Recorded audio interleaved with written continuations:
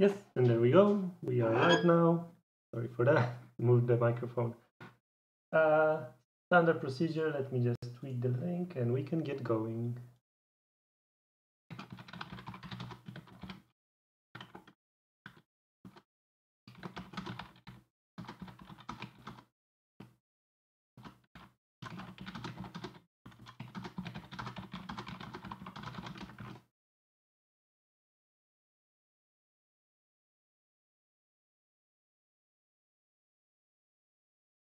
Okay.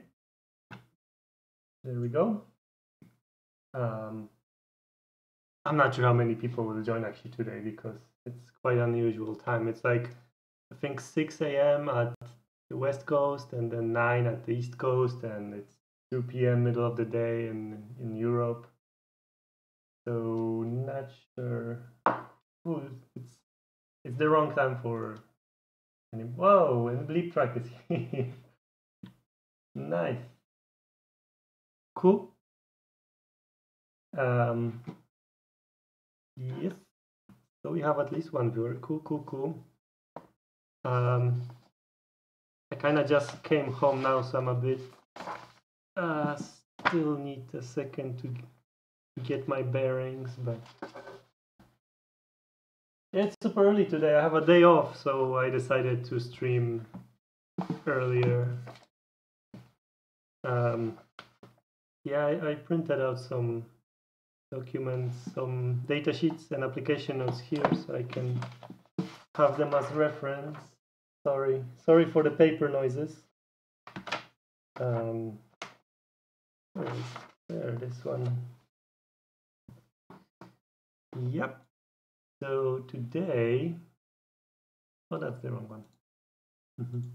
So today I would like to look into the USB stuff because, yeah, I realized on the last stream actually I'm not sure how it should be done, but now I have a bit of a better idea.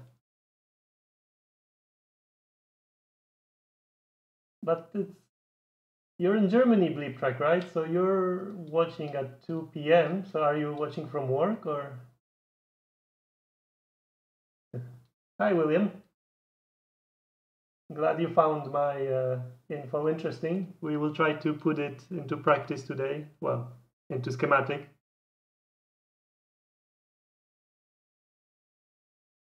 But yeah, it seems STM has actually some pretty nice both like presentations, because I think they have presented them at some courses and application notes.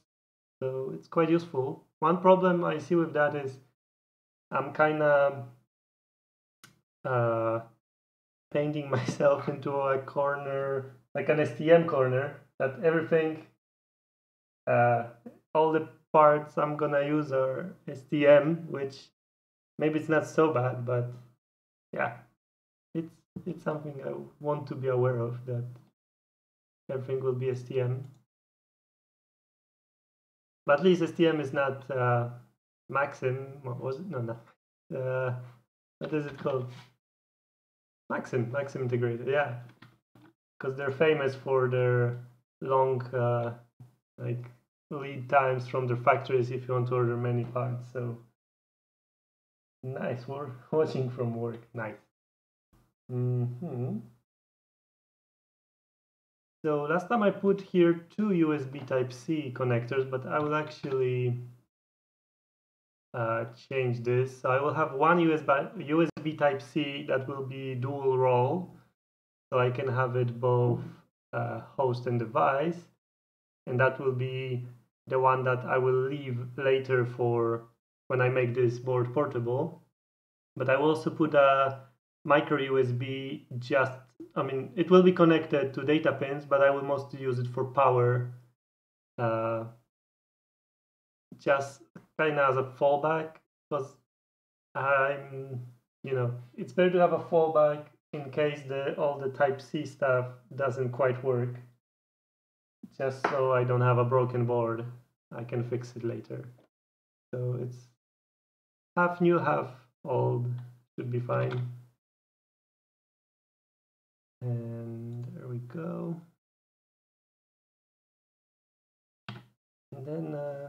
not sure if this symbol, yeah, this part is not in KiCad, so I will need to create a symbol, which is always fun, but it should be pretty fast, hopefully. There we go. If Adobe manages to redraw, there it is. Yeah, so this is the actually, let's open this on the whole thing. And I think I have a fast computer, but apparently not when I'm streaming. It's so slow to redraw everything. Never mind. But it's still usable, so it's all right. Yeah, this is the chip I want to use. It seems quite useful because it takes care of yeah, the power delivery stuff, detection of direction. Now I'm skipping. Let's see. Next. I want to see the application example, which was somewhere I should have used. There. Right. So this is for the source. We're not going to be using this one, but yeah, it gives you control over these MOSFETs here, so you can actually control the power based on what it's negotiated through the CC pins. And then we have a sync, so we can sync it into like a battery charger. Oh, yeah, that's a bit confusing because now the connector's on this side. But yeah. But this is not what we're going for. We're going for the dual roll. I don't know if you could hear that. It was my watch vibrating. Oh no! Well, that's my neighbor, so that's cool. Let me mute the mic for now.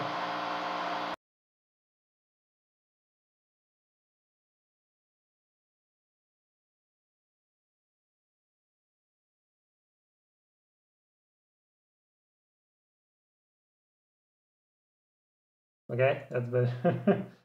Also, I can't spell neighbors, but that's fine. Yeah, here we have the dual roll. So no, I live in an apartment block, so there's multiple floors here. There's like 8 floors. So you know how it is.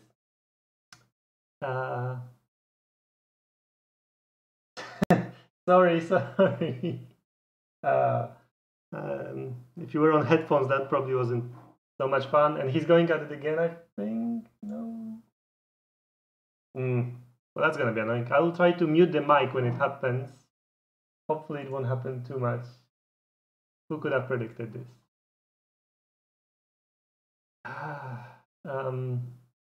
Where was it? Right, so we have this dual roll, so it can be either sync or source, and this chip just switches between the power sources, which I think is quite nice.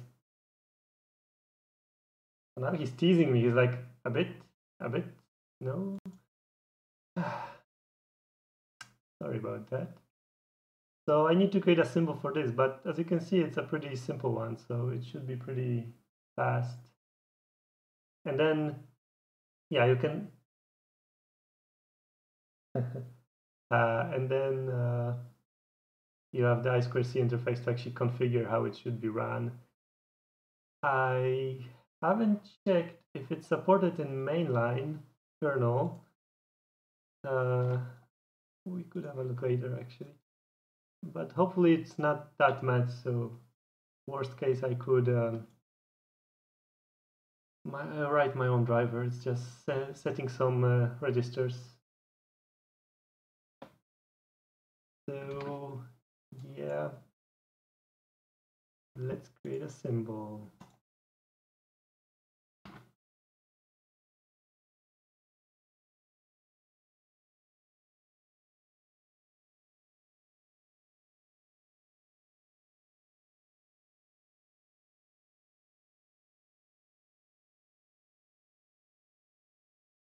Okay, this time I'm not gonna jump, I'm just gonna go for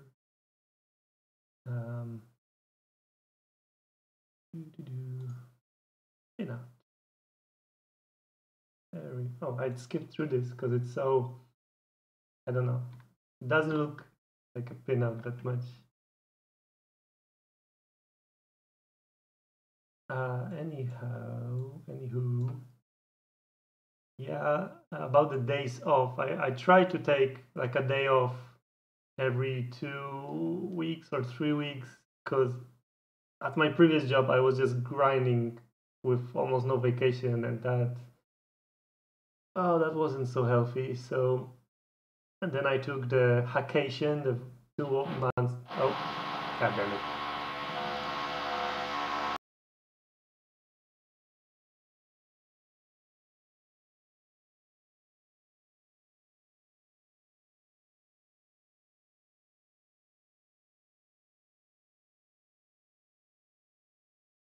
Yeah.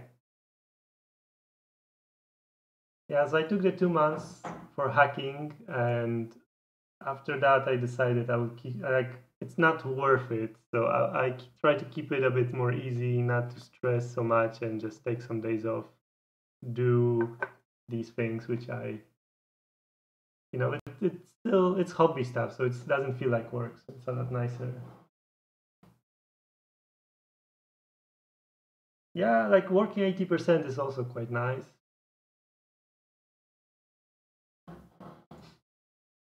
I don't know if you can hear that. Let me know. But I could put the mic lower or something. Where are we here? So which library could I put this in? That's a question. Yeah, that's a good one.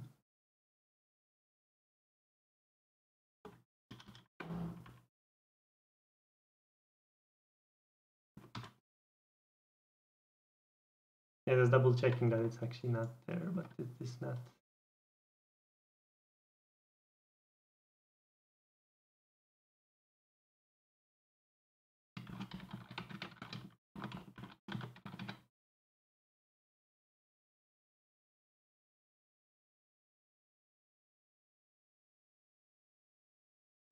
Ooh.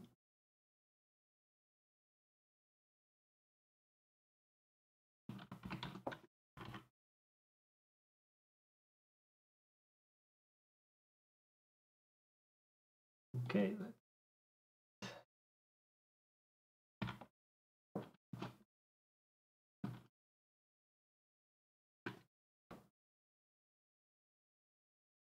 Yeah, this dead battery, high voltage analog I/O.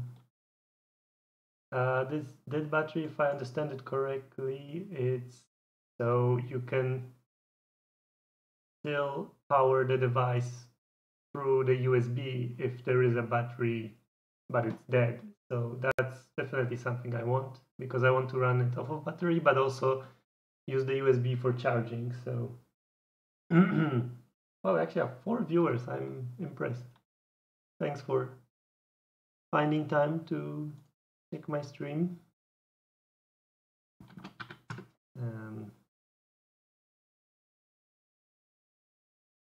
Just want to see analog I/O. Yeah. Shouldn't CC, shouldn't that be actually input? It doesn't matter so much.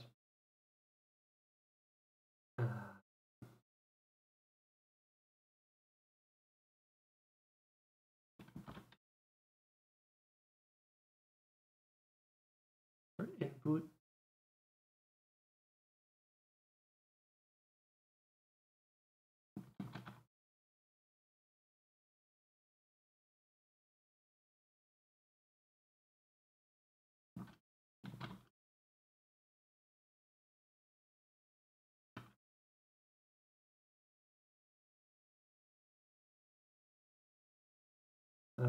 Yep. Just wanted to check if I actually have the mic back on, but yeah, so they're not drilling for now, so that's good. Not sure what is happening there.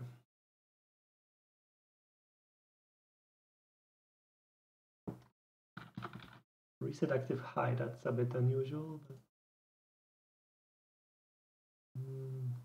not that important really.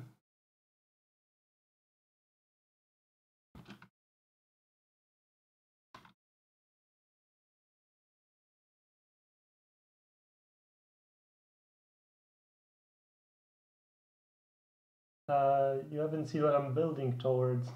Yeah, I'm currently this board. I'm making more of a breakout board for the STM32MP1 family, but it's not like super generic. I'm leaning it while making towards a specific use case that I have in mind, which is depending how long you've been following me, you might have seen I had this last year, this BlackBerry keyboard plus display portable device, which started as a Nordic NRF52 board running like MicroPython, and then I changed it to actually run off of this what was it, Cortex A5, and running Linux. Did I write 5CL? No, this just looks strange. So I'm making this board also to test out as a potential CPU for the next generation of that one. So I could run Linux portable with a QWERTY keyboard with a display, and yeah, just have that running. So that's where I'm building towards. And I need to get better at working and speaking.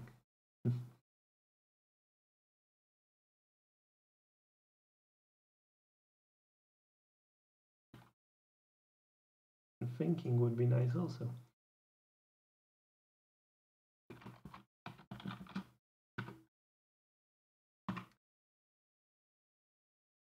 Oh, so alert just means interrupt, like an int pin, but sure, let's keep the renaming.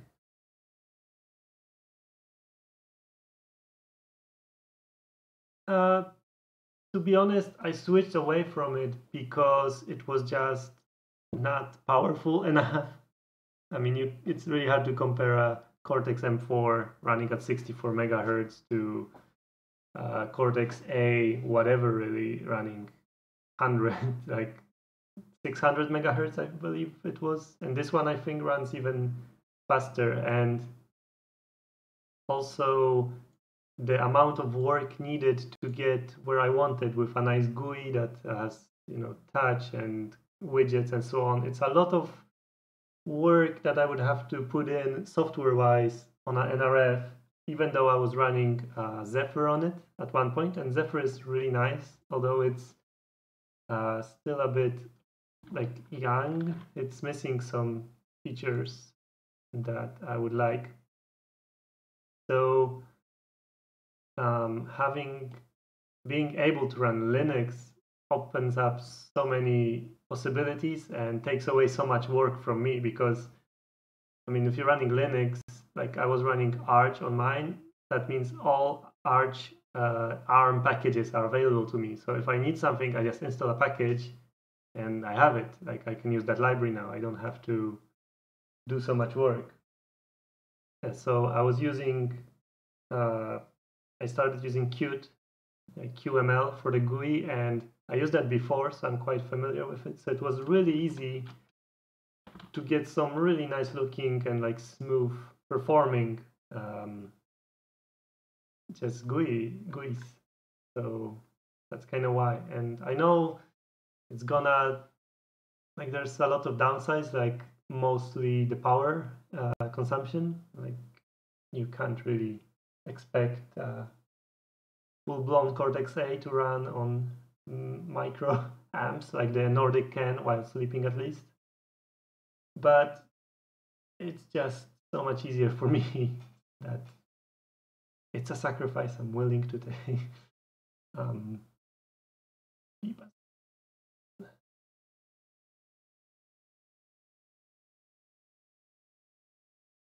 That's pretty much our input, isn't it?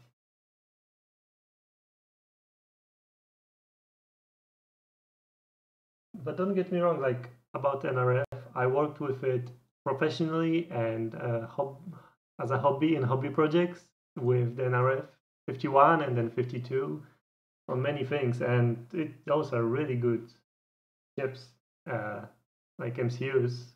The SDK is quite nice and really easy to get, like Bluetooth working, and so they're really good for what they're made for, which is kind of IoT devices like nodes, not really the hubs and all that.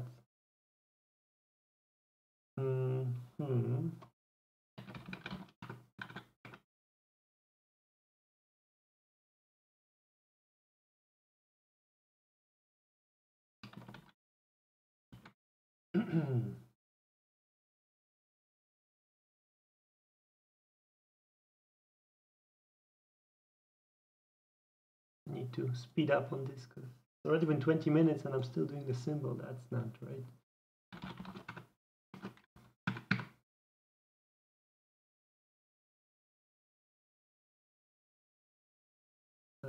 Device detection, sync power, active, low, and green.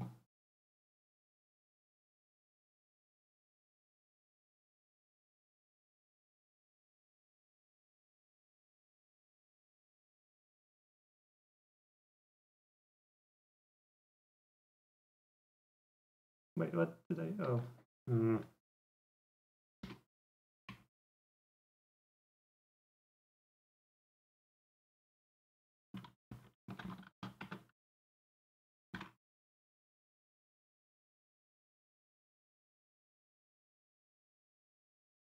Wasn't this an output?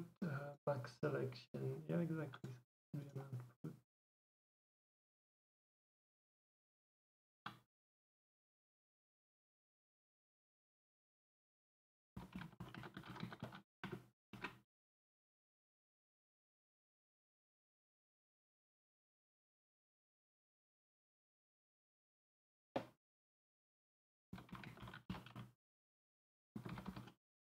Enable sync, so that should be an output because that's the ones that go to the MOSFETs.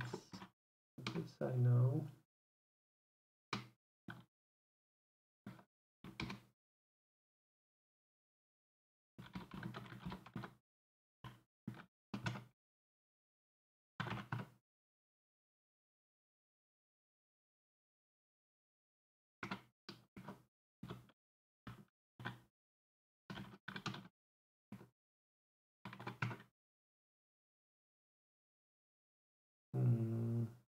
Output, right? So this is for the decoupling. Yes. And that's our input.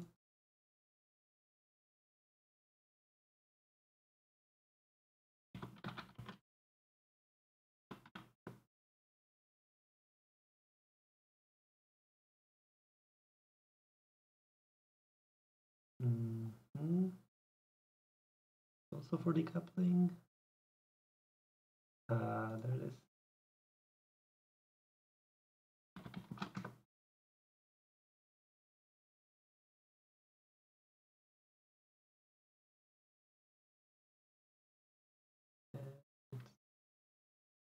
Ground 25. I believe we already have a ground, so it goes invisible there, right there. Okay, that is that. 16 is missing, correct? Okay. Now layout it in some good way. Let's check the reference.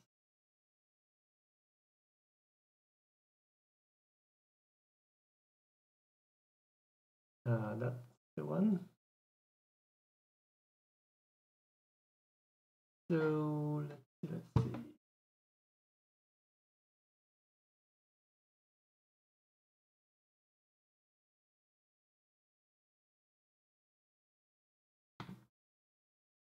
VDD and then the services, right? But right, so VDD is not always in, or yep, okay. I'll probably have to move them around a bit later anyway, but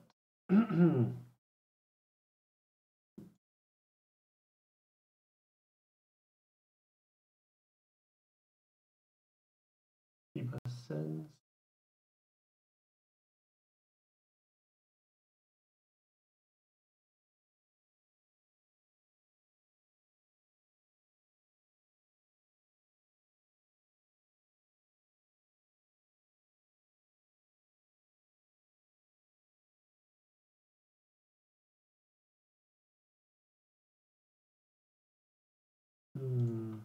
So many powers here. It's actually what can we do?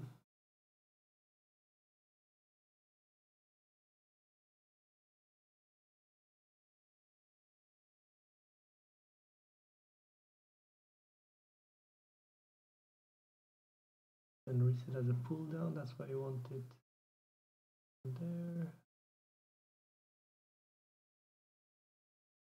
So yeah, this will be only because the STM doesn't support. It only has USB 2.0, so I will not have super speed, only high speed. So the max I won't use at all here. If you can see that one, so that won't really be used. And the address, excuse me, the address, I will use the same I2C bus as the PMIC. So I don't think there's a big chance of collision. So this might also be like, I'm not sure which way I would pull it, but it doesn't matter so much. So we have the two debugs, like all these here, except, or maybe even that one. Yeah, okay.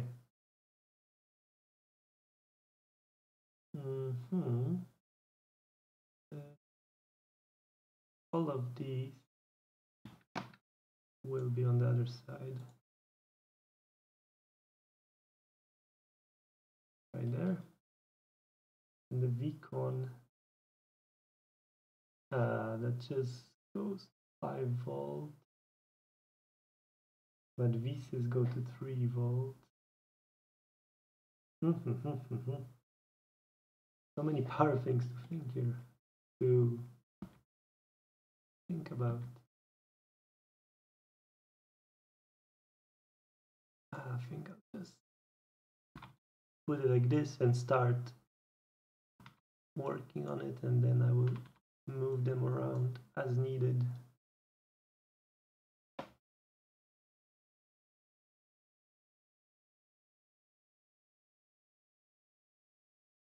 Yep.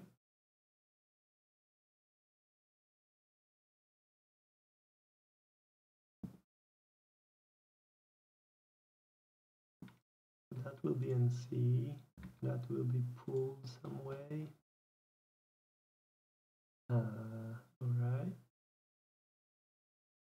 Alert we will next to that one.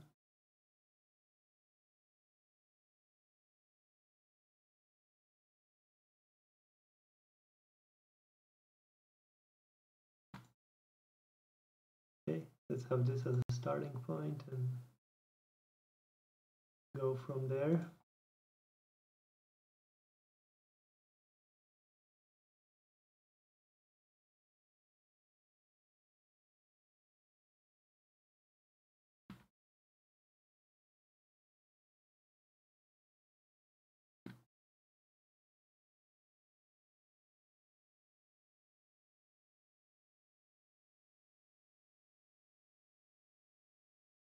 And as usual, I can remind everyone, because I like tempting fate, that we are on KiCad crash count 3, trying to keep track of how many crashes it takes to get a board working. Okay, there we go.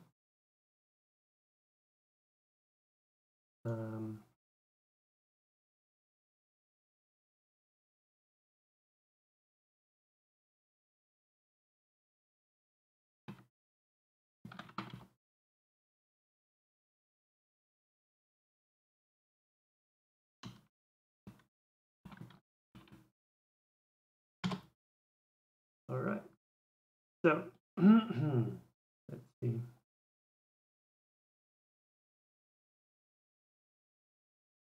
Let's start with the basics. Wow, that is really blurry. Don't adjust your TVs. That is just a JPEG inside a PDF instead of like a proper vector or something like that. Yep. So that's for sure. Then these two are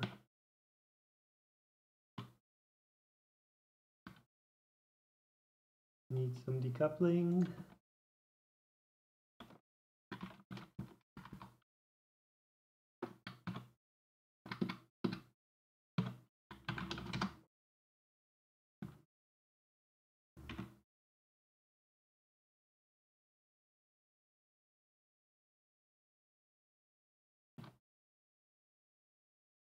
One and two, perfect. Then VSys, where was that going? That just went to 3.3 volts with some decoupling. So that's easy.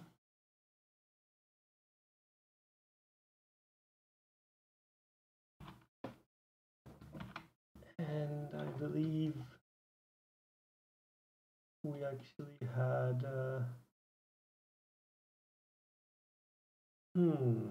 yeah, exactly. There's the VDD USB, which that is at 3 volts. Or do we want to run it off the main 3 volts?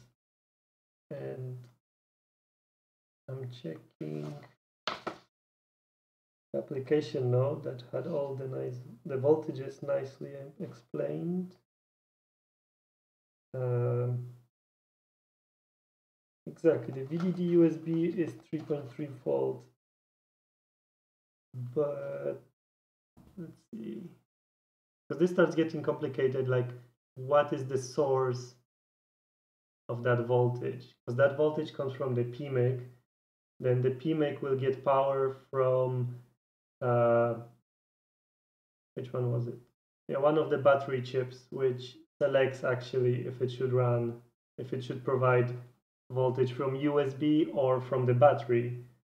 But then this is for powering the USB chip, which will actually select the voltage for the USB charging. Whoa, so we need to think this through actually, because otherwise there won't be power. And I need to remember to place so many test points, just in case it doesn't work. I can just inject power into the board.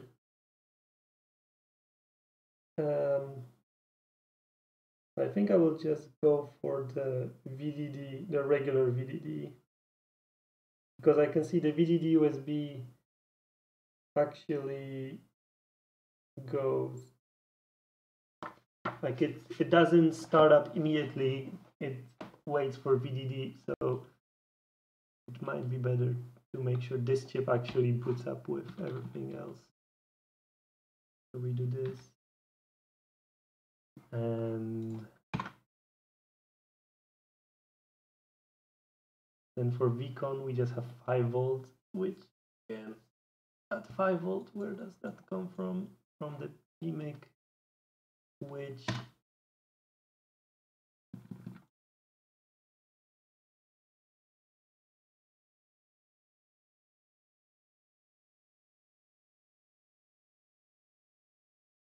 oh right, this is a bit silly because they are both 3 volt. See, this is the problem with all the voltages. I mean, they're both 3 volts, and I will probably later rename them somehow. Excuse the paper, hopefully it's not too loud.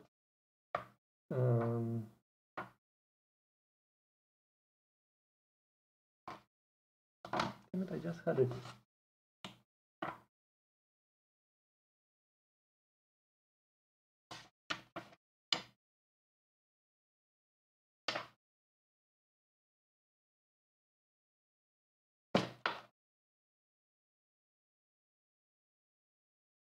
Right.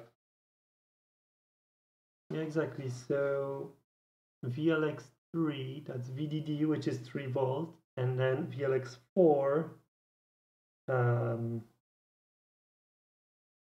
it's also 3 volt on power on at power up. Doesn't really matter which one I will use. So, but then for the 5 volt, oh my gosh, this is so.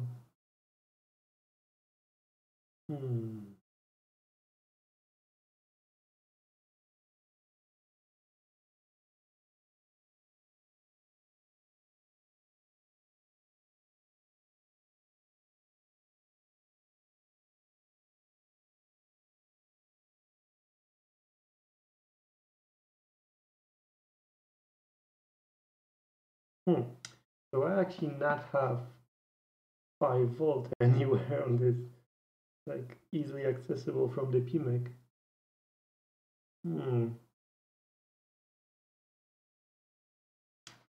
know what, let's check that.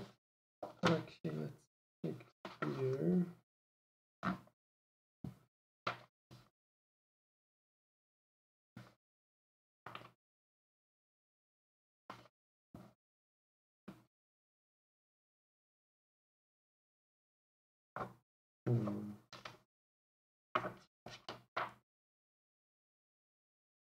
I thought having this on paper would be easier than looking through PDFs, but it's not proving that much easier really if you have so many documents.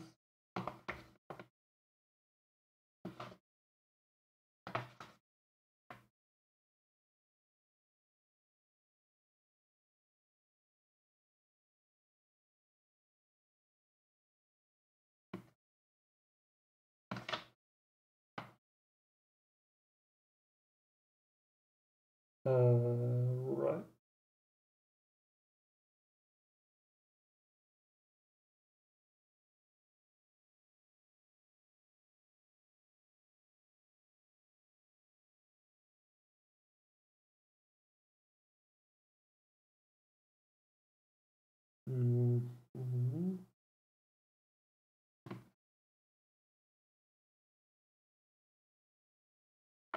I'm thinking we should use the PMIC to get 5 volts somewhere out, which we can do.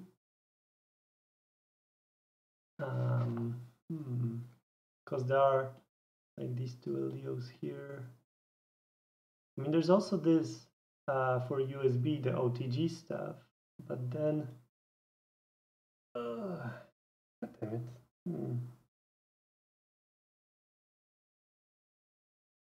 Because the OTG actually depends on how the ID pin is going, and we don't have that USB on USB Type-C. Yeah, I thought I had everything figured out, but nope.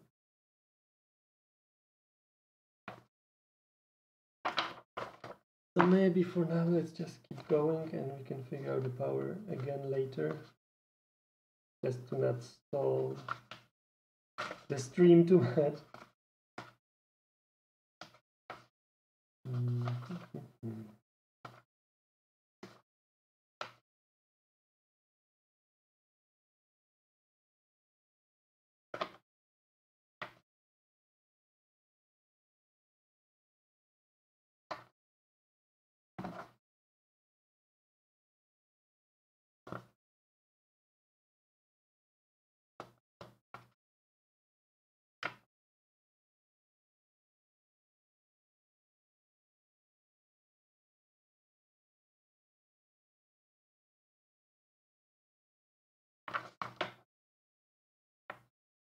Right, I don't have that part printed. Never mind.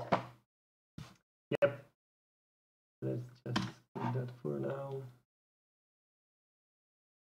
So the VCon should go to 5 volts. And the VBus sense should go here. So that part we can do.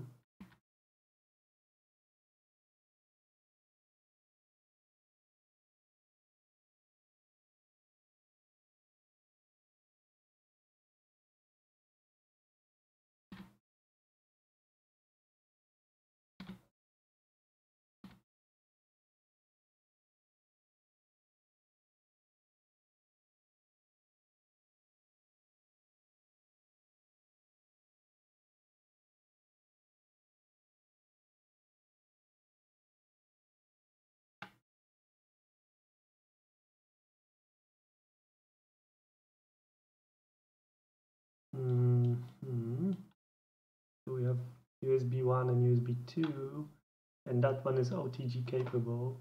In theory, they should be both actually. Or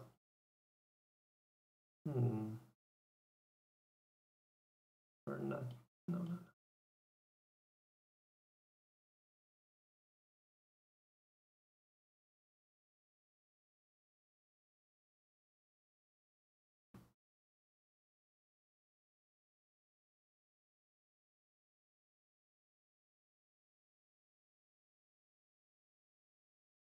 Because if I connect this micro USB to the host, then the ID should be actually. Or does it matter? No, it doesn't matter. Okay, so it should matter, so I can just not connect it. Then do this, except it's wrong. There we go. And then we have a VBus 1.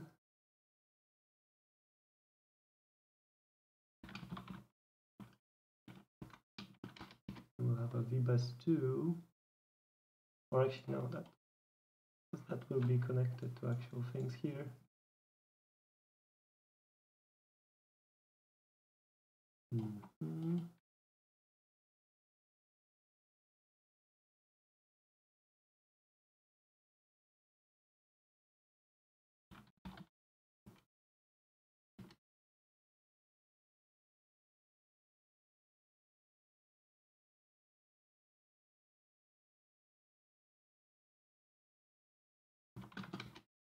That takes care of that one.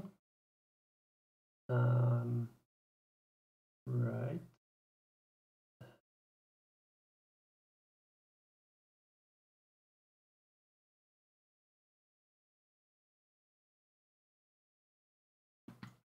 And how do I draw this so this looks good? So it's readable in any way, shape or form.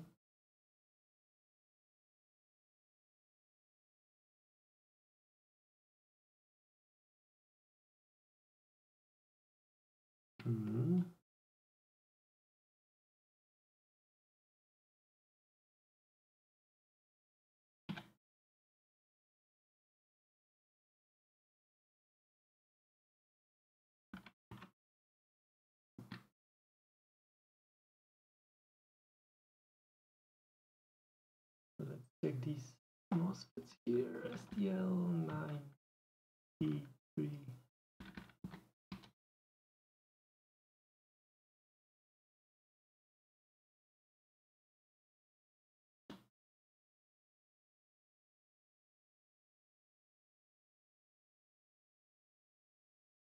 Right, so that's just a P channel. It has some funky package. Whoa. The regular symbol might not quite work for that, but it only depends if I need to create a footprint for it. Because if I create a footprint, then I can just name all these the same number, and I can use any standard symbol. Otherwise, needs a special symbol, and it doesn't look.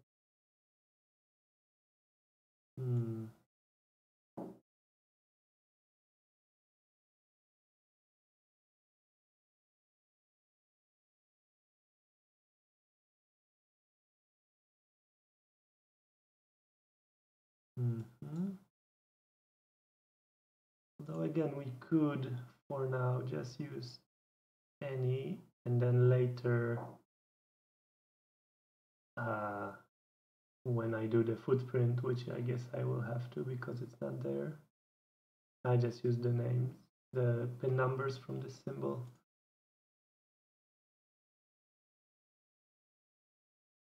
So it shouldn't matter.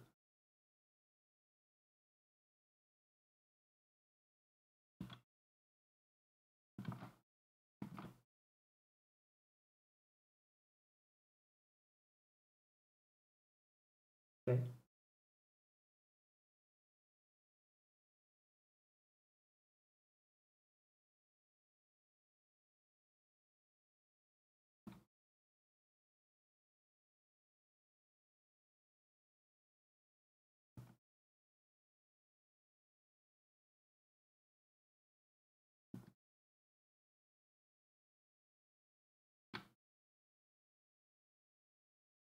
let's see what we have here. We have a pull-up on that one.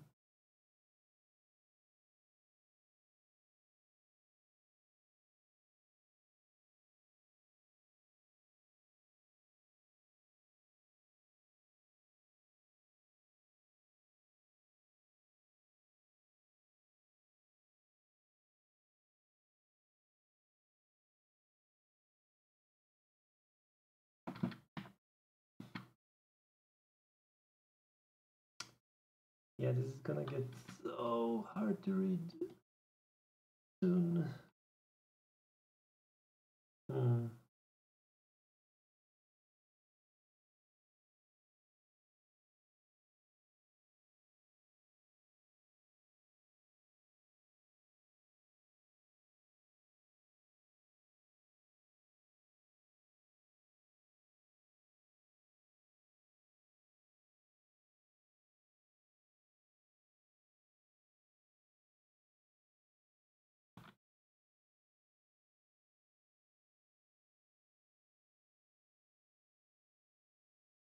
Yeah, except we have that one there also.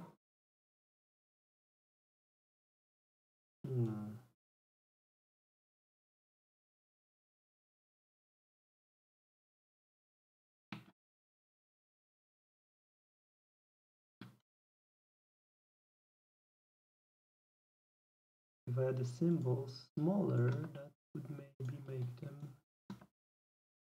easier to do like this.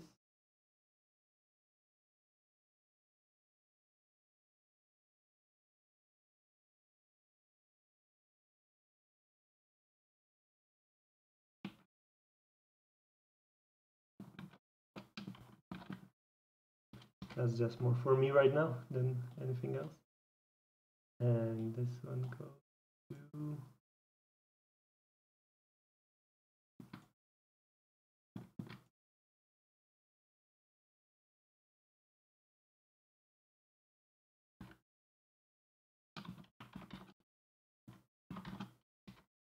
I volt in.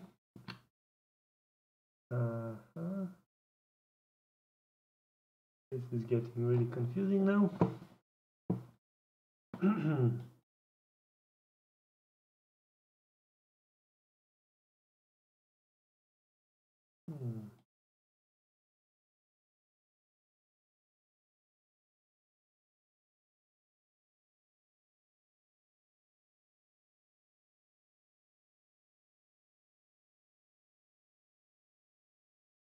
No, that's gonna be terrible.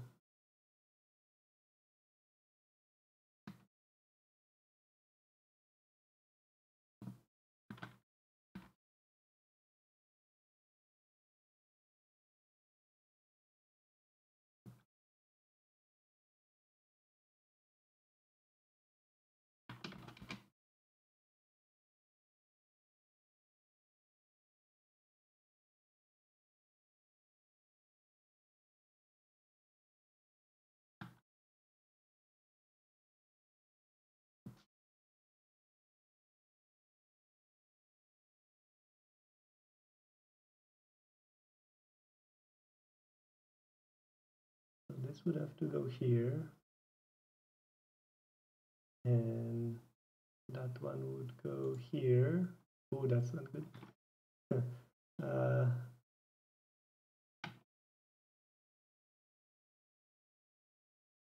There we go. To make some sense of this. And then VDD.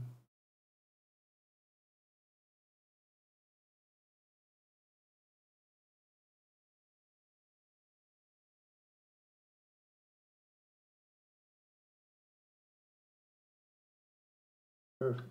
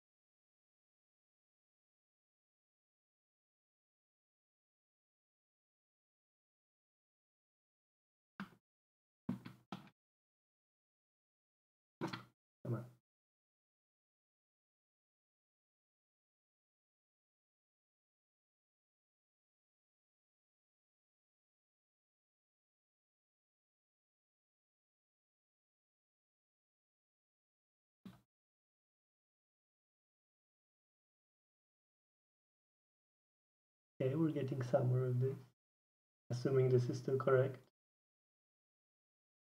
Well, there's 1K missing, but that's okay. So we have source here, and then a 1K going there. These two are connected, and it goes to 5V in. Yep. So that's quite correct.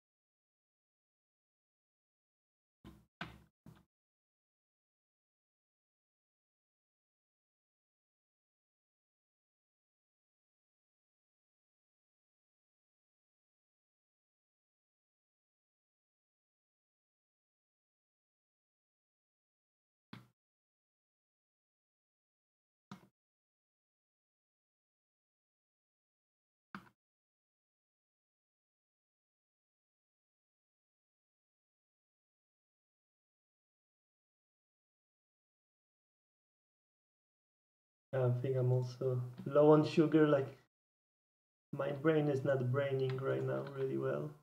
Probably can see this.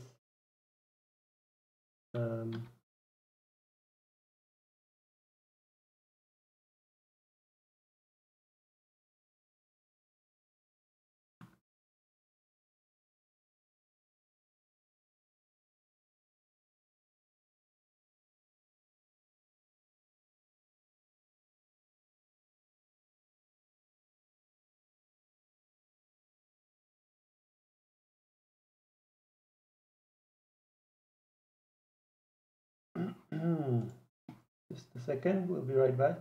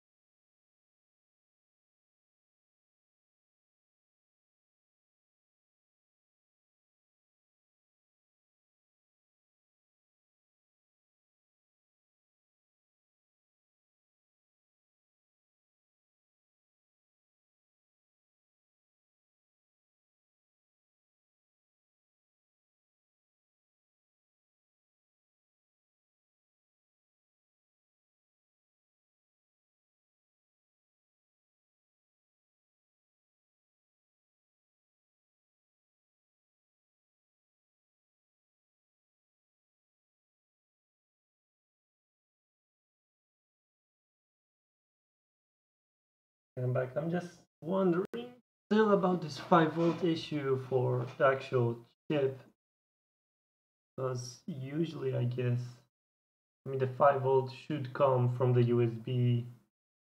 Like you have to power the chip to get the 5V, but then the 5V comes from the USB. Maybe it's not a problem if we're powered off the battery. because then we just boost the battery to the 5 volt. But if it's dead, yes, that's why the VDD goes right there.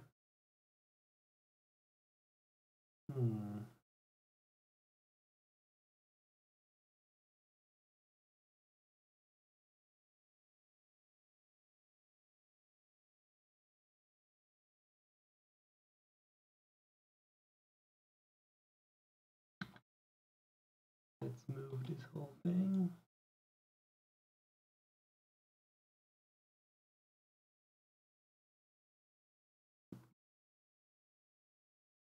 Oh, this is fine. I need to delete this.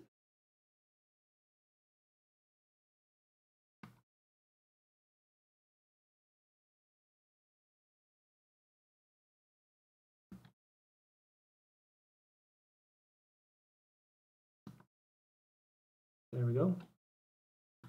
This still goes here. Then the VDD.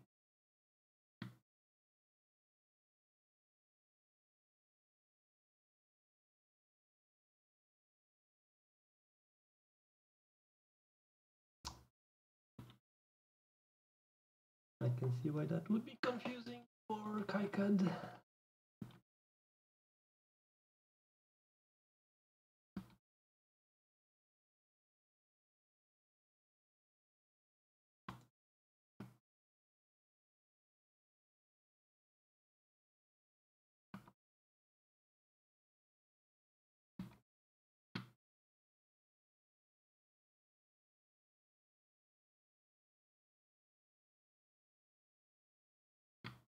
Okay, there we go.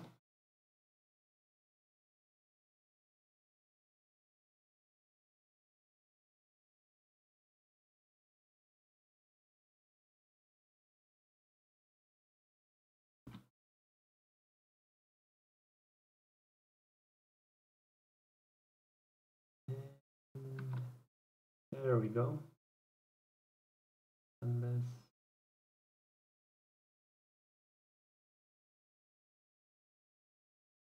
right.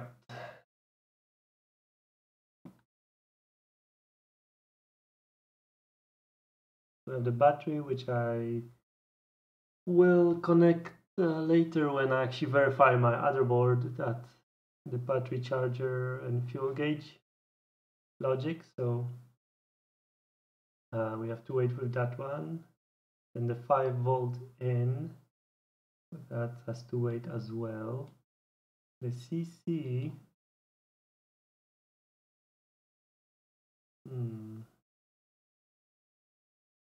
just thinking if I should make the symbol really long so I can just directly connect here to the CC pins. Cafeteria had pudding. Oh my gosh. Amazing. Enjoy your pudding, Deep Track.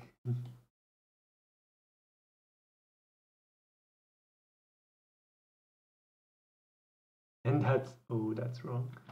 There we go.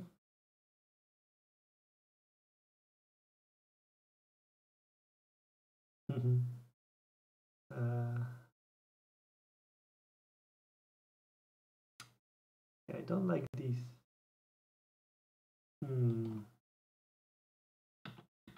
I definitely would rather have a longer symbol than have these 90-degree turns.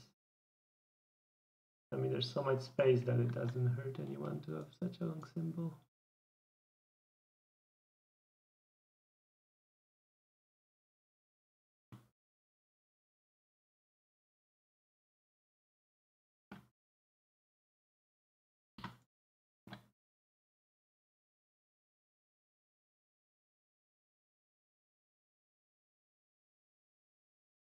You missed nothing. Me struggling still with this really simple schematic, to be honest. It's just so much goes into like this board. It's really so many things you have to keep in mind. There we go.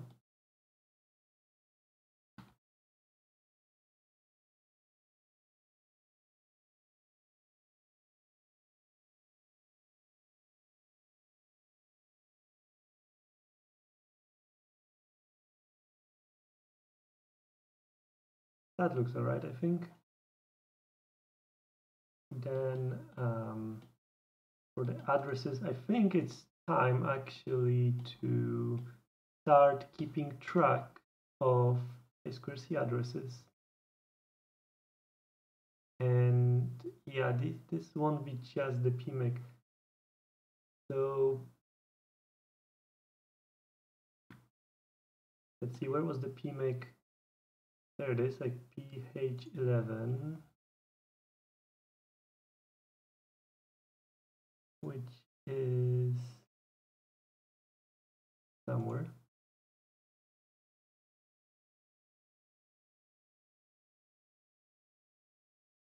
Right, so I2C4 is the one that has the PMIC on it. So what I will do here, I2C4 is PMIC, and then it will be the USB, what is it called? Whatever, IC. That's not very descriptive. And then probably I can already put the charging the fuel gauge, which is also, there we go. And then let's check the PMIC.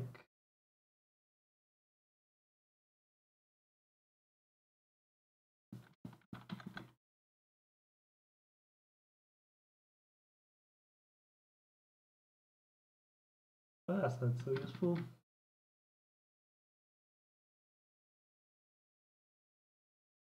0H, 0X. Oh, come on.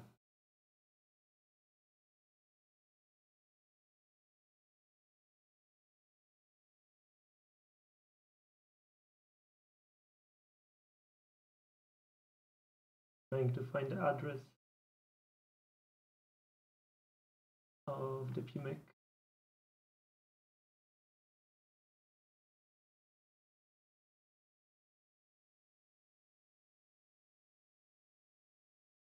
Is it really not mentioned anywhere? That seems a bit unfortunate.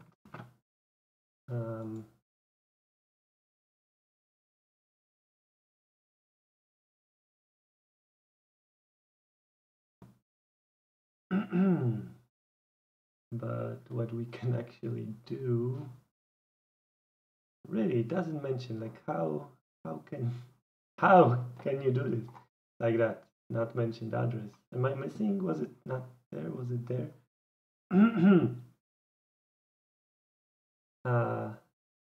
That data sheet is, yeah, that's the same data sheet as here.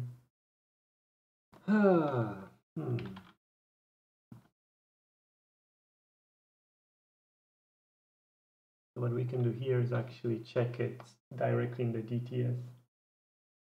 Or I should have a DTS already available because I generated one with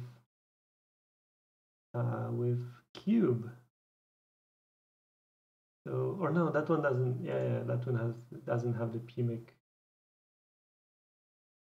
So STM32MP1.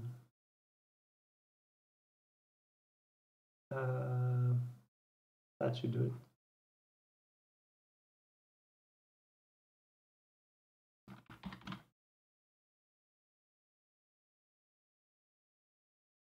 Does that board really not use a PMIC, or does it? No, it's based on the ED one.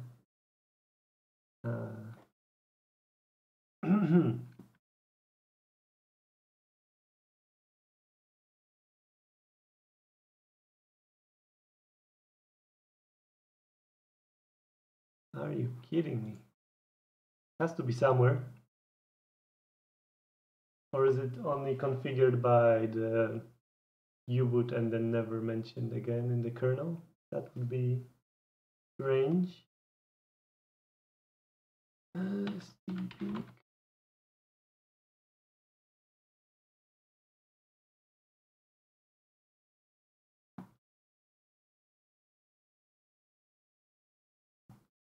And there it is, the register 33. That's it. Oh, I'm still confused why the datasheet didn't have it.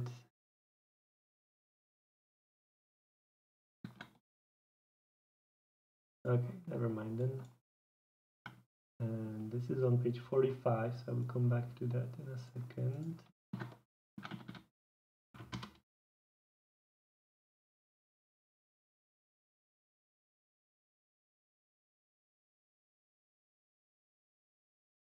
Mm-hmm.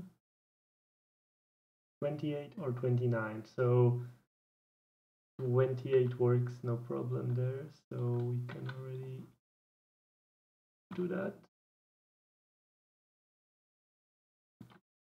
I'm a bit hesitant if I should put the fuel gauge since it's not there yet, but I'm fairly sure I will use that one, so we can already go for it, I think. So 28, if 28 and 29. So if DDR address, so it should be connected to ground, so we can do that right now.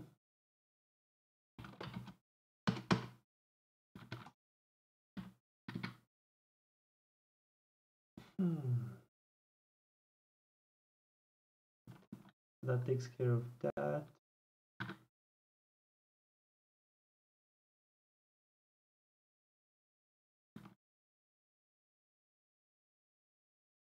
And lastly, I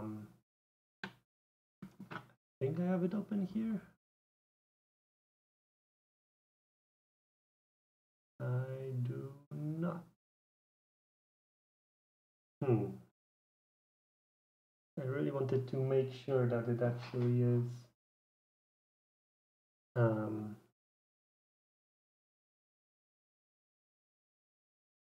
that it doesn't collide. So that would be good to double check now. That I don't have it on this computer, but I can quickly check it from Eisler. Actually, I'm checking on my phone just to not have all this like logging in and all that on the screen. Okay, so I have it here. So it's the BQ27421, exactly this one.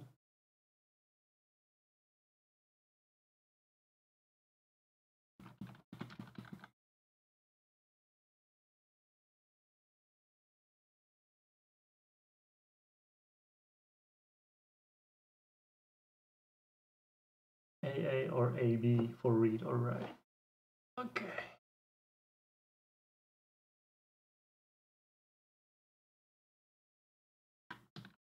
Okay, so now we know nothing collides here. I should probably rename this back, not to be PMIC, but to be I2C. Yeah, I'll need to redesign this slightly, but let's not worry about that right now.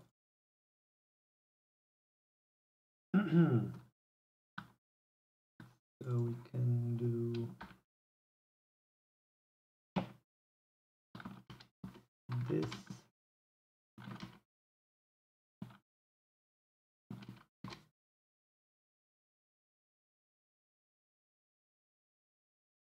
One slightly annoying thing with KiCad is, see, like I set the type of the pen here on this chip, but these labels don't care about that at all. So even though I set it to bidirectional, it's still as the default input. And I don't see quite, or maybe because it's the net and doesn't know, like, surely you could do this in a smart way somehow. So hopefully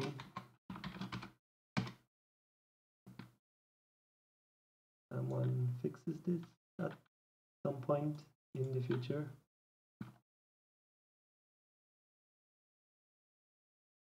And 45. Yeah, it was good that I remembered that. The VBus sense goes just into the VBus. So I should move it.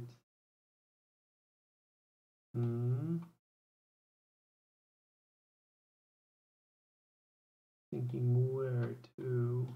It goes there. Uh-oh.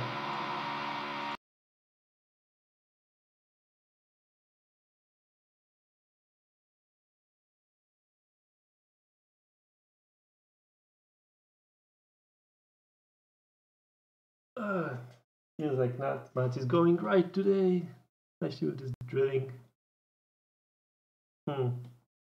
Maybe I should stick to streaming in the evening. I have my head more clear than.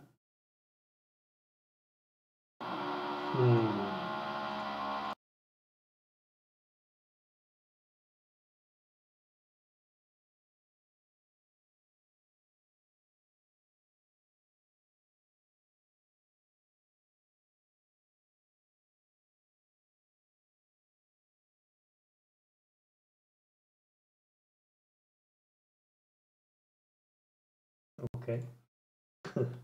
Let's see how long that lasts.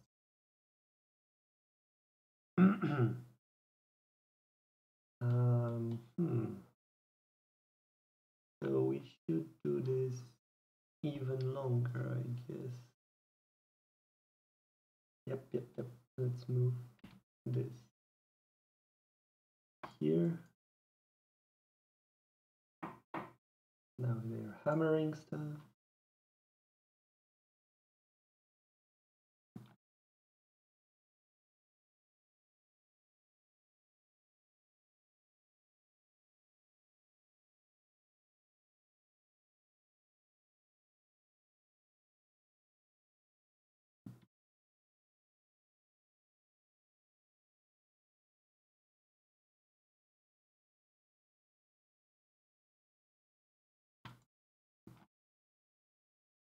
Oops, that connected here doesn't really matter.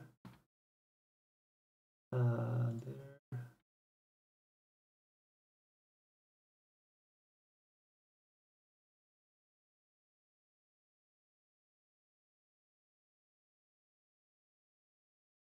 Wait, what happened here? Right. This whole thing. There we go. Yes.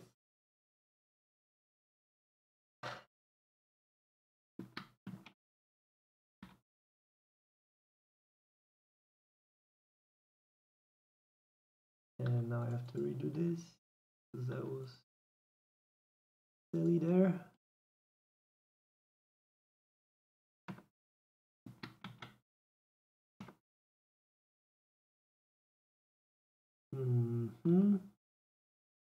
Okay, that's better. And the ground is still the ground, all right. And for the debug pins, right, everything needs a pull up, except the reset pull down. And the I2C I already do on the bus elsewhere, so that's fine. The interrupt, I don't think it really needs a pull. Like here, the end. Isn't it enough to actually pull it on the chip? That should be fine. So we skip those. So actually, we move this just down a lot. And the reset will have a pull down, so it should be last. There. These three don't need pulls.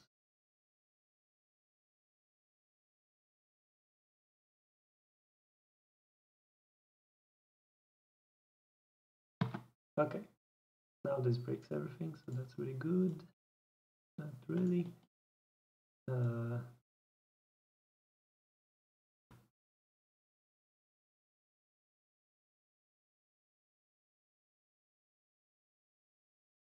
There we go. And the reset pin with a pull down. What was it? 1K. We can do that.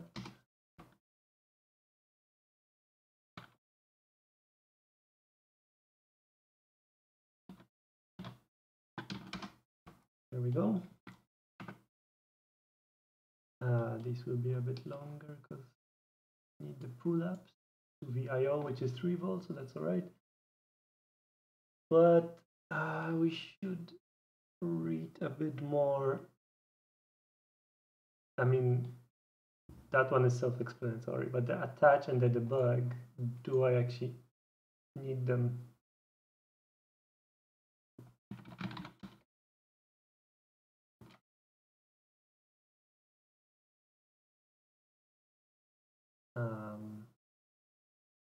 Yeah, but that meant then the back accessory device detection. Oh.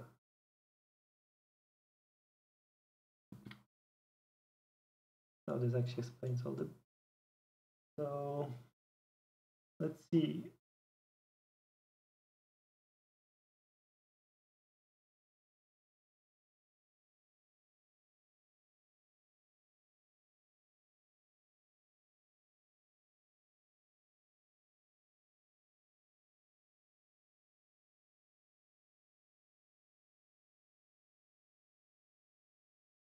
Exactly. So I need the battery pins because I do want the device to work even if the battery is dead.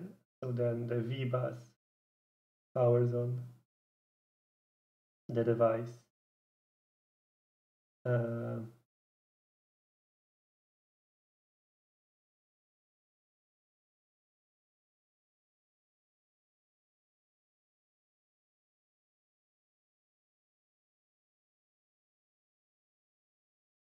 Exactly. So the chip is then powered because VDD is connected to V-bus.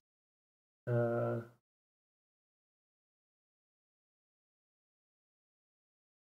then it will enable the sync. Okay, so that's all good. That explains that part.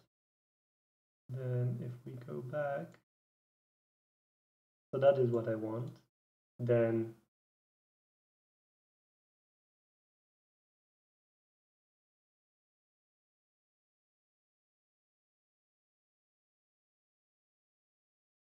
so the state is also an I2C register, which would mean that I actually don't really need this pin, especially since do I even care to know? Because the charging IC also has a USB is connected pin. I can also use that one. So I will actually, I think I will skip this or put a pull up on or a test point.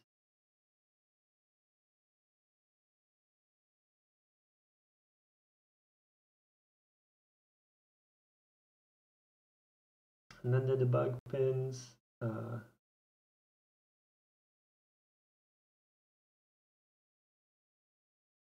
Yeah, I don't need any of these really. Yeah, that's for the max, and the sense is actually needed. So I do not need these pins, so that's good to know. But can they be left floating, or do I need to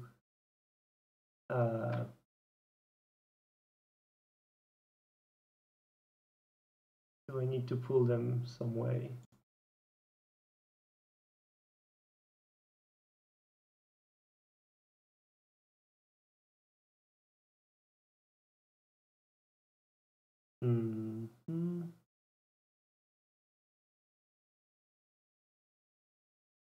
Doesn't look like it actually.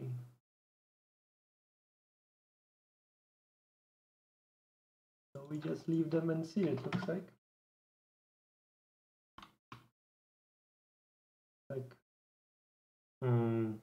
You have the sync config, but here we have the source. Okay, they are still there.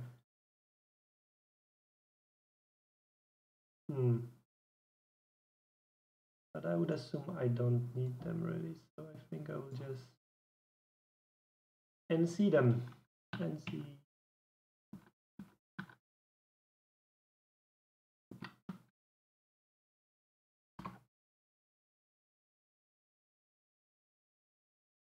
Except in this case, I can move some things around also. So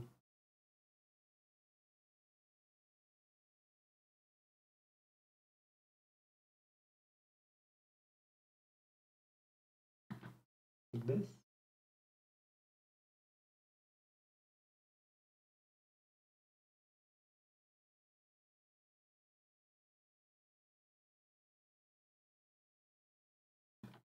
Yep, okay.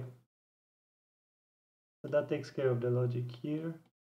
Then we still have the vcon.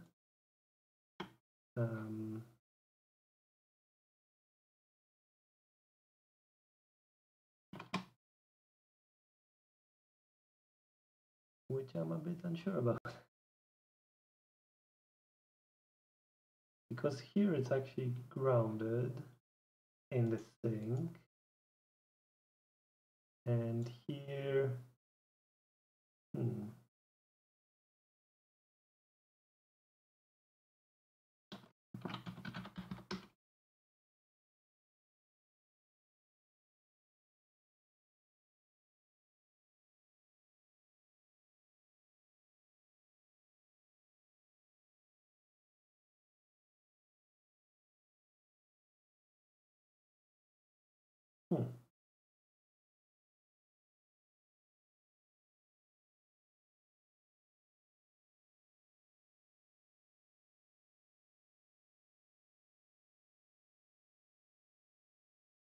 or a lithium battery. Okay, but that's really good actually. If it doesn't have to be 5 volt, if it can be also 3.6 whatever, then I could connect this directly to the fuel, the charging chip. So that one outputs either 5 volt from USB or 3, yeah, whatever the battery is giving. So this could be good.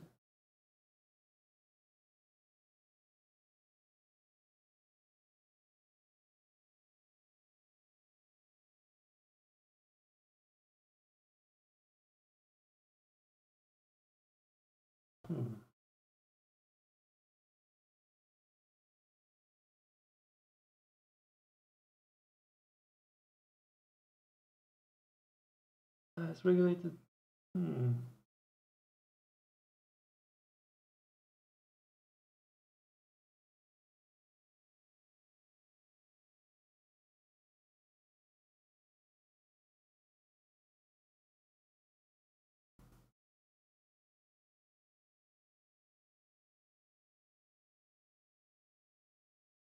Yep, so that should actually, there it is.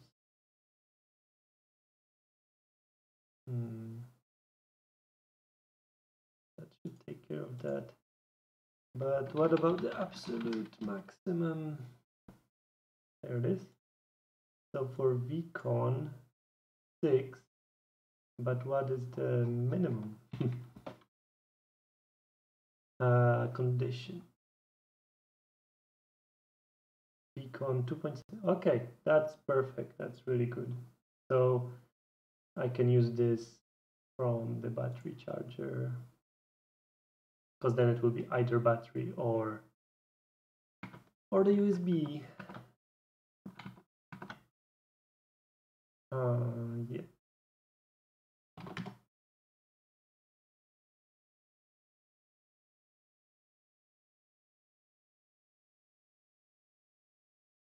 Except since I don't have the USB, the charging circuit there yet, I actually don't have a symbol for that yet.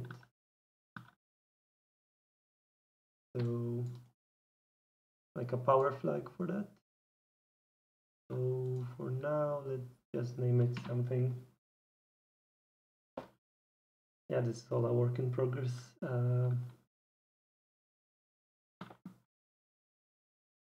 what was it? Like vin.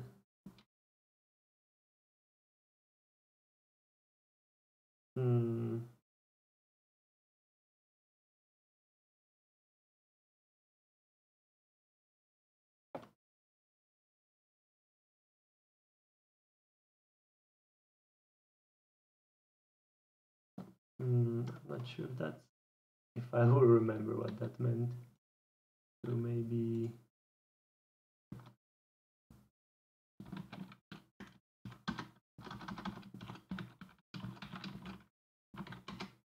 that's clear.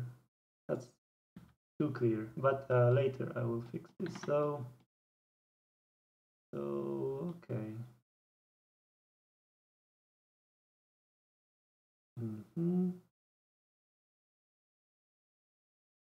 Yep. Okay, that gives us some good stuff here.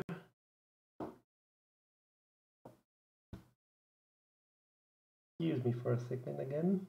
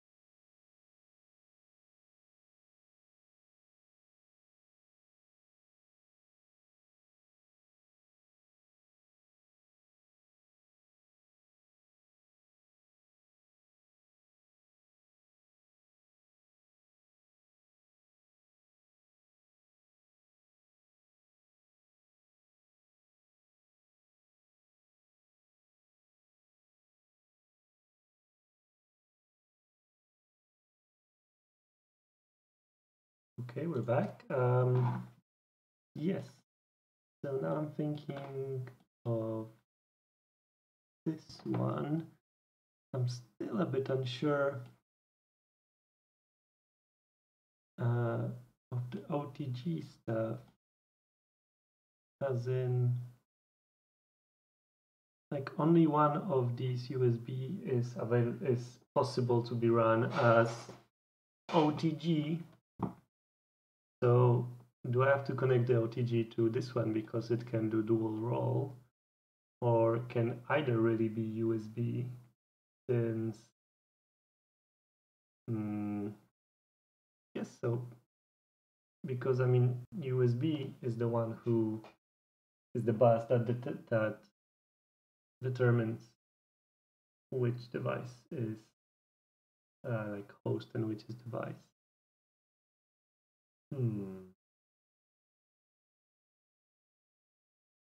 But there might be some additional logic needed there, I think.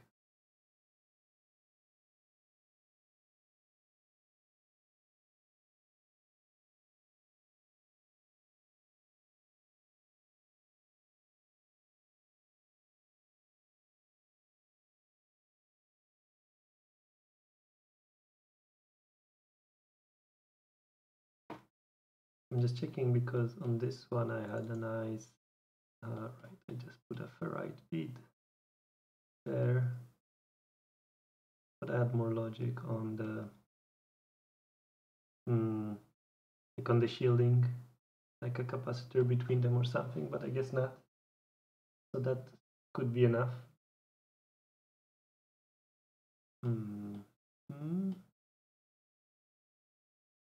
Because on this board that I did, I actually also, like, I had two USBs, as you can see here, and again, I used the micro for power and as a, not really OTG, as a device, because I was actually able to get USB or Ethernet over USB running of this, so I could SSH into my board. And then I was using this as host, so I could connect a hub and connect devices to it. I was actually able to run, like, the simplest was just a USB drive, no problem there.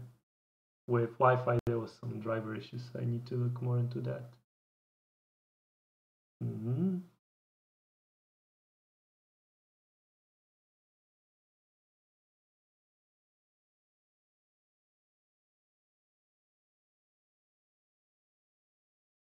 So that should work.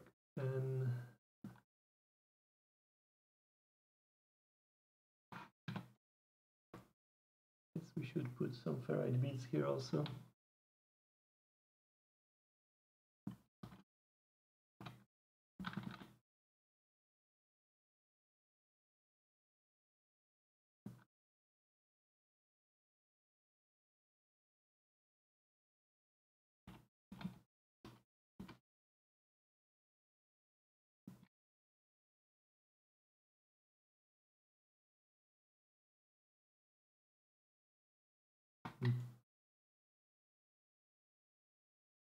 Yeah.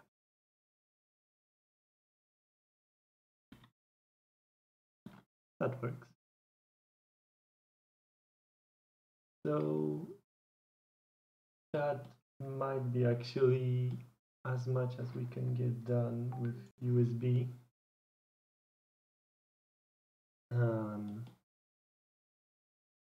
Until I can actually look into it a bit more. Like, I have the OTG bus here, and I'm still kinda unsure which one it should be.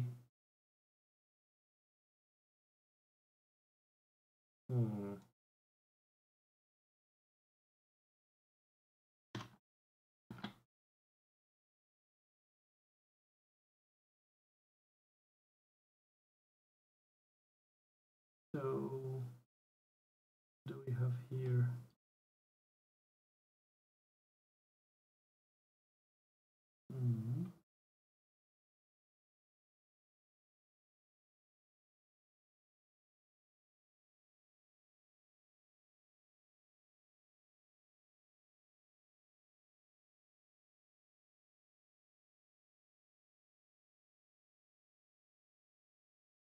Right, because for the connectivity module, I need to make a symbol for the EMI ESD protection. For the DSI, I need to figure out the pin out. So those two need extra work still. I mean, I could do some simple stuff. Actually, let's fix the I2C now.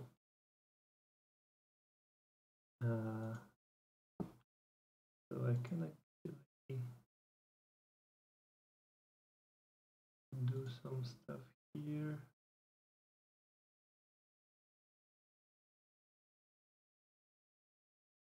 Well, that was it.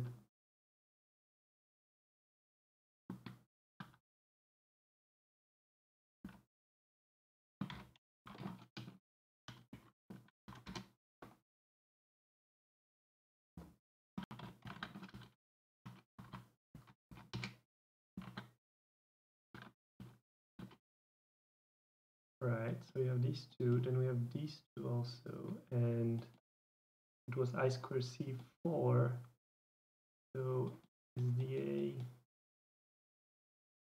right.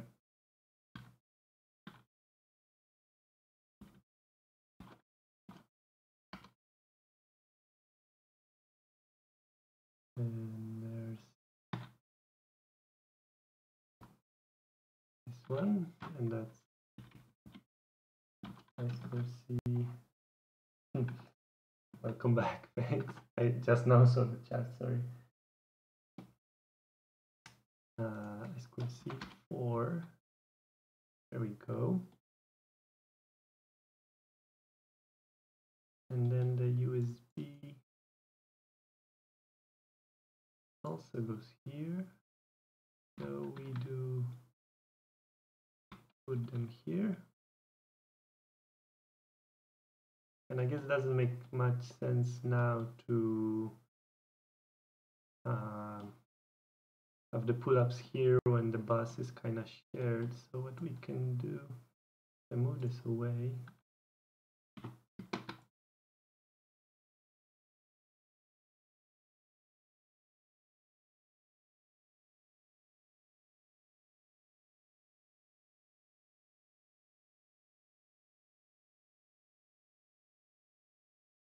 How did I draw this before? Because like it's really easy to make it confusing if the I2C bus has multiple things on it.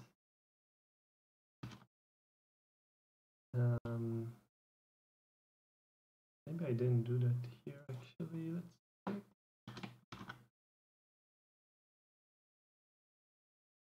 No.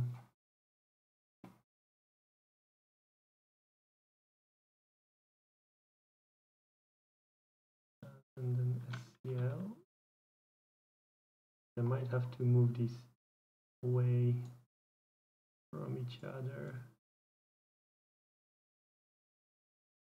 Because one way to do it is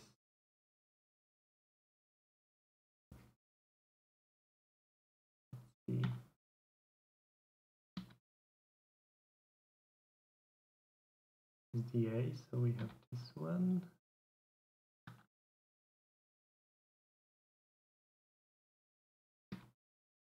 And this one.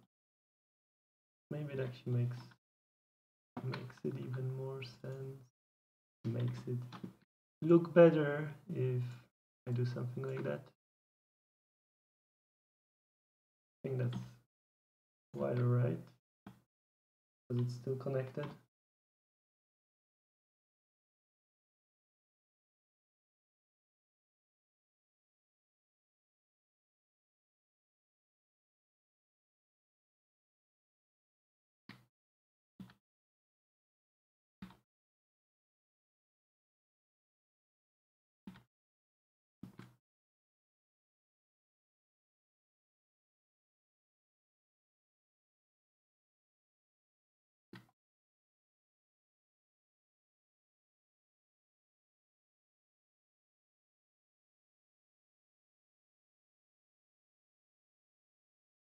That one is one off.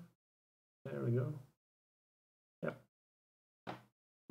So that makes it fairly clear that they are on the same bus, and I can always add more here. So that's cool. Then I need to remember to add also here, and that will make it. Yeah, right. I still haven't decided like how I will connect, how I will have headers for the I2C UARTs and all that. Will the I2Cs be just next to each other, or how will that be done? That will be defined kind of by how the board looks when I'm halfway done with designing it. So we can't really decide that just yet.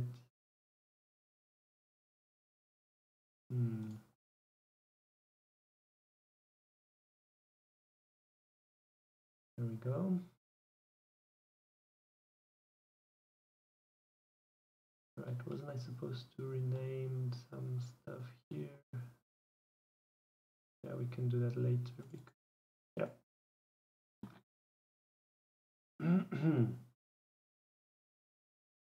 This could be somewhere like here between those, but again. Right, so I think for that to continue with like the SDIO stuff, I actually need that symbol, so I might have to do that one now. We have those three that need to find somewhere to be connected, but I think that will be done again later at the PCB level. The BT, did I connect that? Yes, all right, so that's already connected to a UART. So that's all good. Yeah, so let me just check the symbol on that one.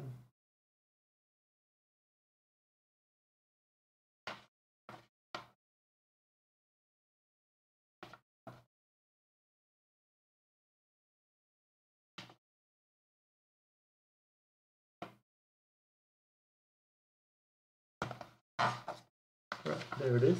So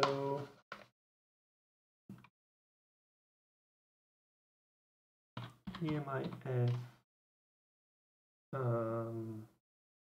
06, this one.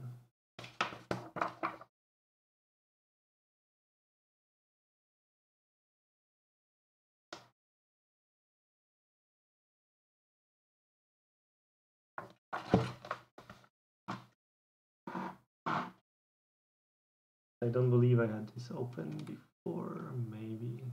Doesn't matter now. No. So that, I said that before, this should be fast to create, and then it took me 40 minutes, so this time I won't say that.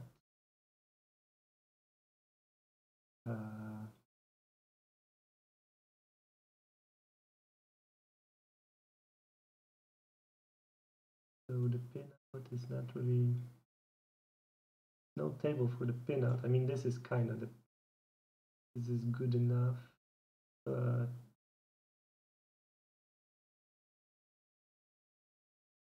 no. Okay. And let's just copy from that. Hopefully this is pin config from the top. Let's see. Yeah, it is, because this is bottom view, so that's pin 1 from the top. Okay. So the question is, which library should that be in? Power protection, that's not really filter.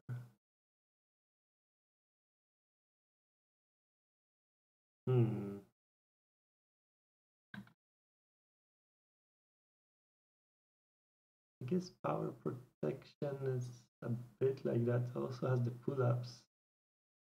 But okay, let's say that's the one. So let's create a new library.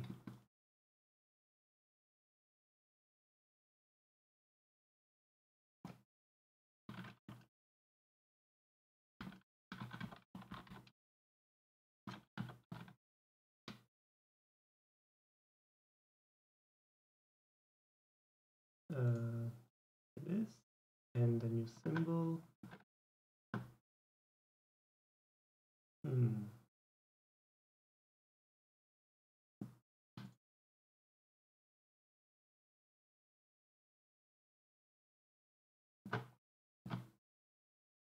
Perfect.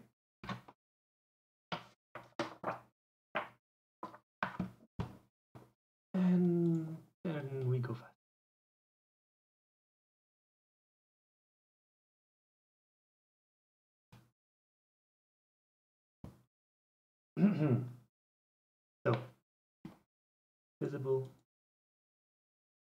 input. No, that's the wrong menu, that's why. And then write protection or chip detect in one. Done. And ground for our data 3. That's an input there.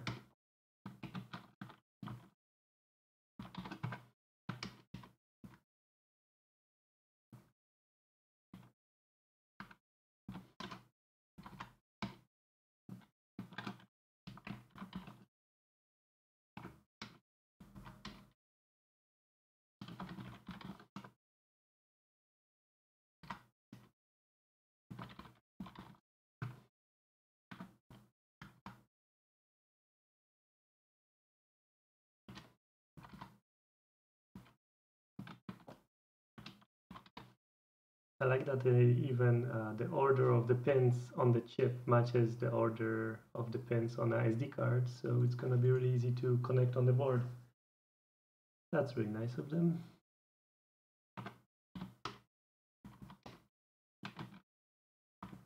I mean, it's only logical.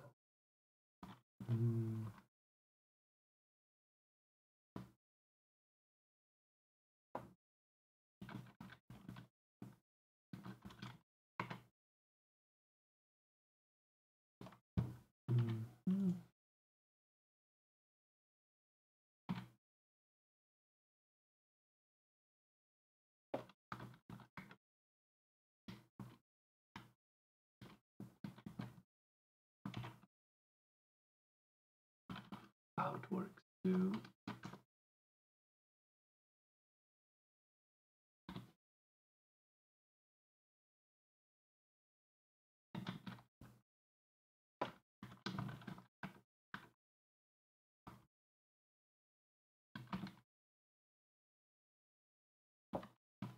And then I wrote X because I wasn't thinking, so hooray for that.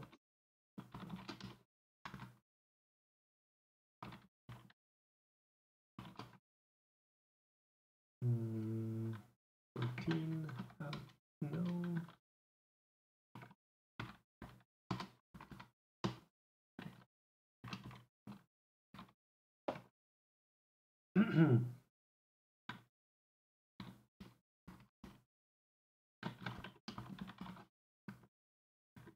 And 16, okay. There we go. That didn't take so long.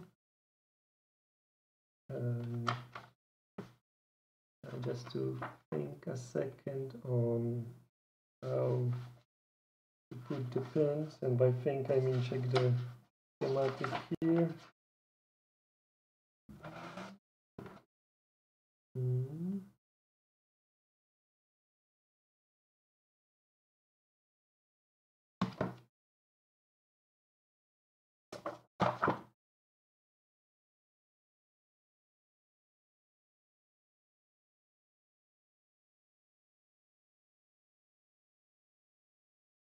There we go. Obviously, ground should be at the bottom.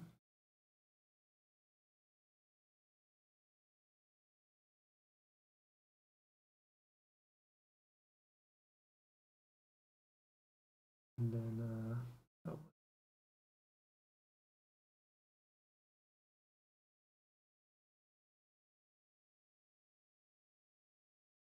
No, shouldn't there be a... All right, I forgot one more pin, the actual ground. Yes.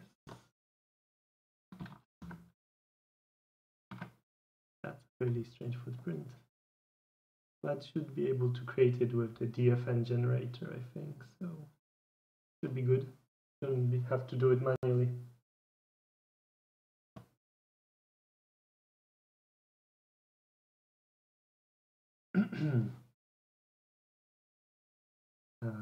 Right.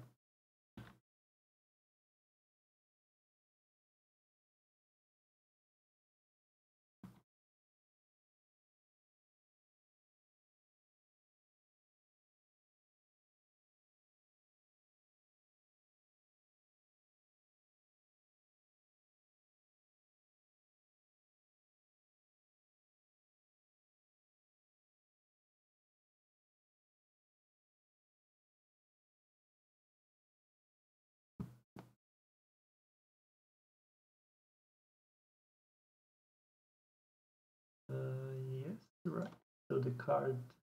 So the card detect is just there, so the chip can give me a pull up, and I don't have to worry about that. So it can be on that side.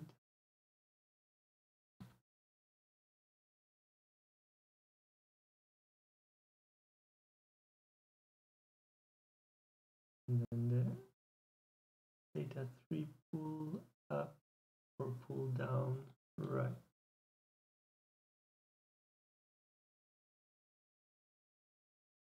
But I don't need one, do I? And to check this one.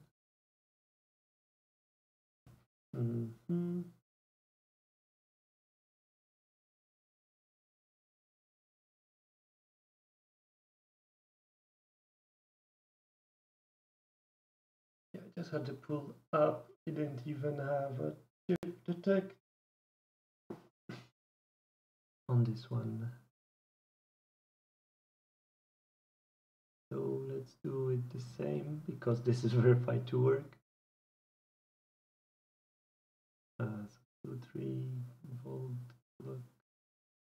Right. Oh no, there's the detect. Silly. So the detect is on the bottom actually, so that's good to know. So we put it on the bottom here.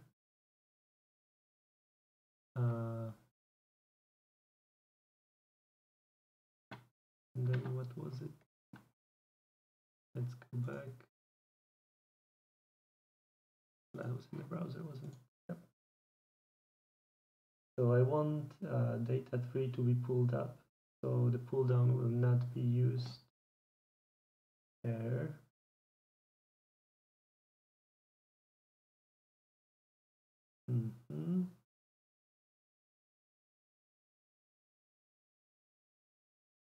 So this should go here then. And I'm thinking I should arrange this to match the symbol, just because it has, like, there will be a space for VDD, so I should already do that. So there's 2, 3, command, and then space for VDD, and then there's clock, space for ground, and then data pins. Okay. And on the other side, it shouldn't matter. This actually should be fine. Yep.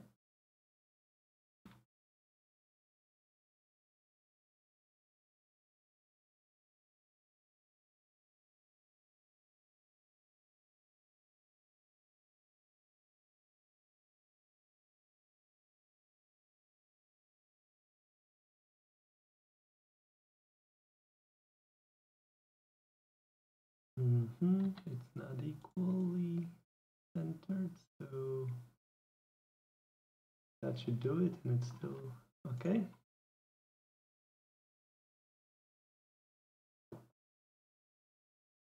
Oh, that's the wrong one.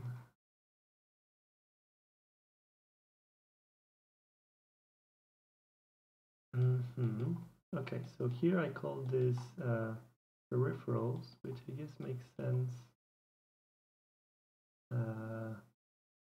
Or should I do it here and then copy? No, I'll just make a new sheet for that.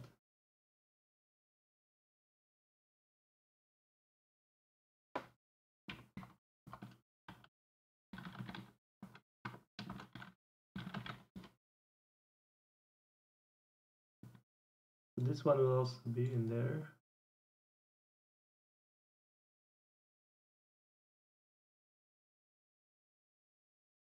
That doesn't matter for now. But we can actually make these into the sheet labels already, because I know I know those will be connected directly. These will go through the other chip, so that's all right. But these, again, I need these coming out.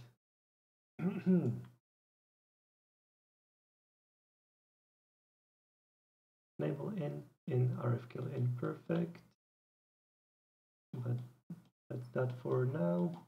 And this symbol there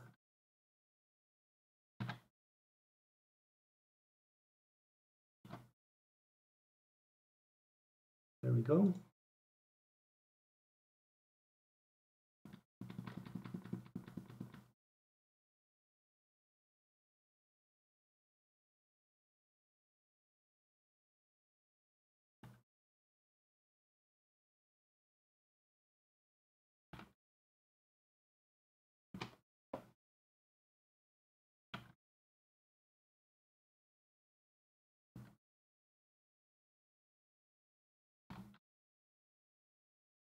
It's these two, and then here we have the VDD. Again, it's a bit of confusion between VDD and actually 3 volts. I will figure that out later. And there's so many things that I said I will figure out later, so gotta keep track of them.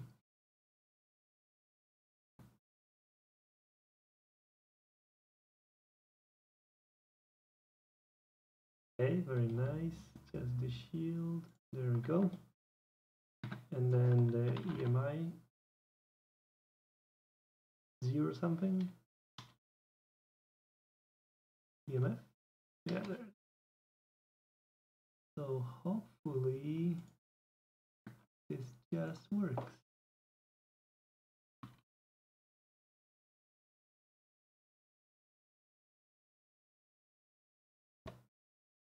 And the worst case, if I screw this up, I can just remove it and short these pins on the board, and then I won't have pull-ups. So I hope this works.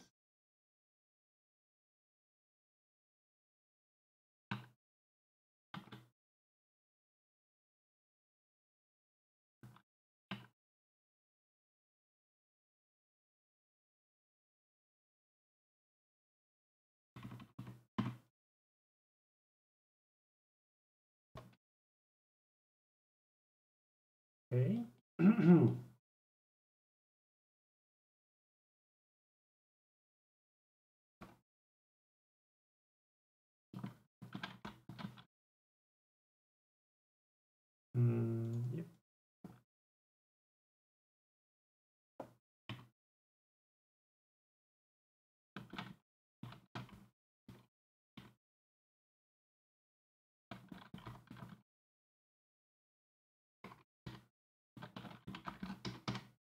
There we go, although I should have put them proper types. Perfect.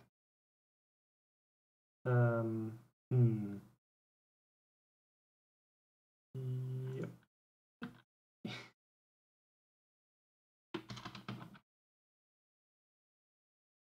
There we have the detect.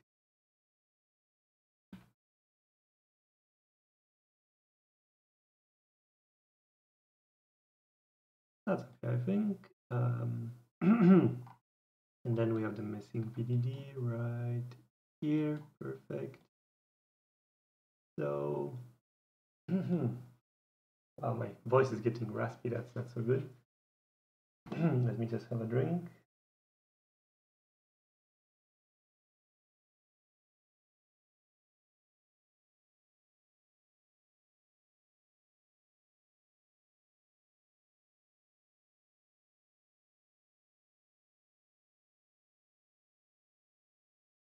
Okay, so I think this should take care of the SD card. I might want to double check the pin numbers here, even though I don't think the datasheet has a nice list of the pins, which would be nicer for checking those.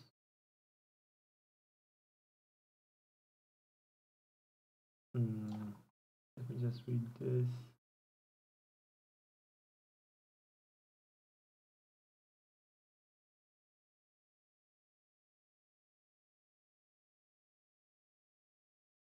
Right, the internal pull, which I don't use, I use the mechanical.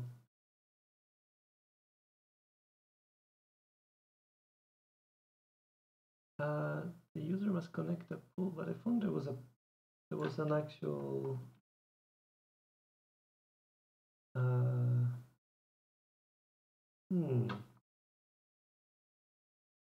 exactly, this one has the pull up. So what am I doing wrong actually here? Grogard, hello!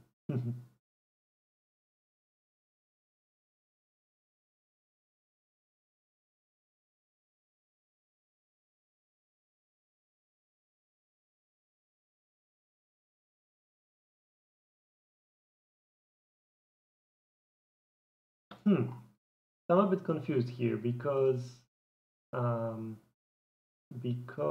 they show here and they wrote there that you need the pull up when you use the chip detect, but the card detect. I mean, the reason why I would even want to connect to the card detect is because they have a pull up there. So what the heck? R12, I believe they do list the resistances for them. I thought so. Maybe not. I mean, this is way too far. Was there one more data sheet for this part or something?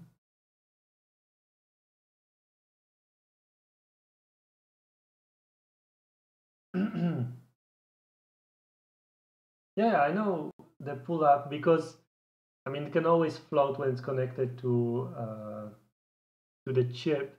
But my confusion comes from that in the schematic, like in the internal schematic for that chip, they show that the CD pin is pulled up internally. So that I would assume that then that means I don't need the external pull up.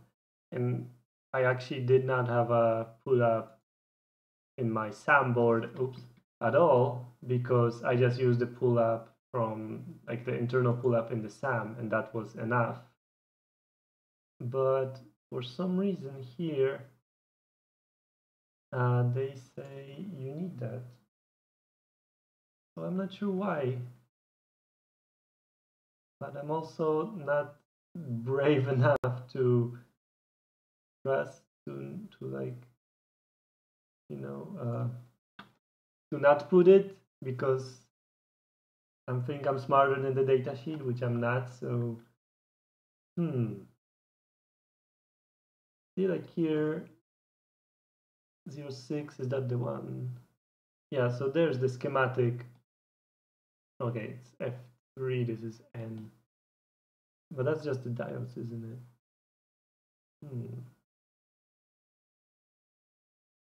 2N16.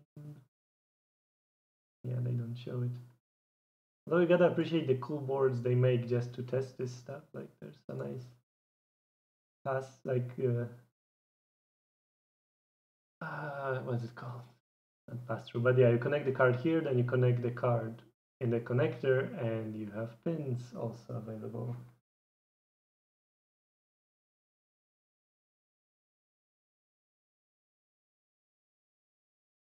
Yeah, exactly. It's better to not put it, but still have the footprint for it on the board, although that is extra connections.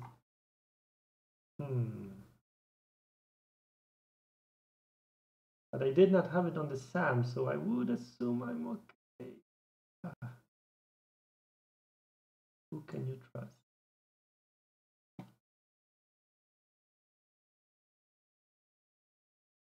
I mean, worst case scenario, I can get around it in software where I just, because this, to be honest, this SD card is supposed to really never come out when the system is running, because this is where the file system is. This is where the kernel, the boot partition, and the rootfs partition will be. So if I remove this in the middle of operation, that's no bueno. And if I want to put it in, yeah, exactly. So that's why I'm saying, like, you don't have it attached because we don't really need it here. Like, you don't need it. I just put it just in case in the first board. So I think this is good enough. I will leave it like this, but I don't need it because it is virtually non-removable. Like for this one, it won't be removable because that's a module. So what I'm thinking now is actually, because I want to do the same for this one now. But one thing is these are in order 0, 1, 2, 3, but this is like this was assumed for this, but that's no problem. I can just reorder them. But then they are on the right side and I would like them on the left side, I guess. Have this flow like this, similar. So I might have to move the whole SDIO stuff to the left side here.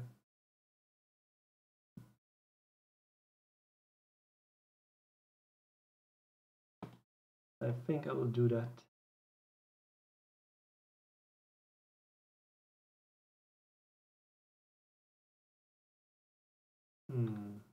Is there enough space? Yeah, it should be fine.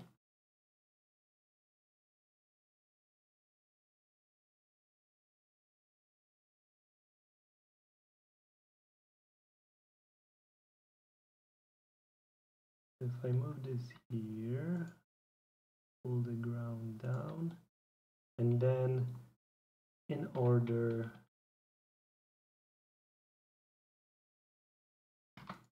2, 3, command, and then an empty slot. So I could actually like put this in the middle, but that doesn't make much sense.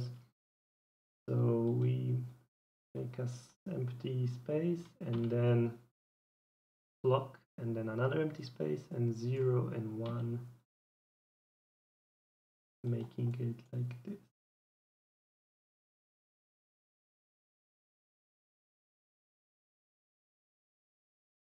And there we go. Now I press save and this whole thing breaks. There we go, perfectly broken. Easy to fix though.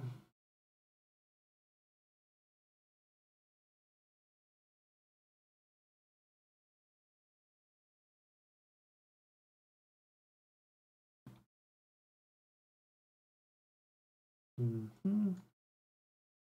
I actually don't need these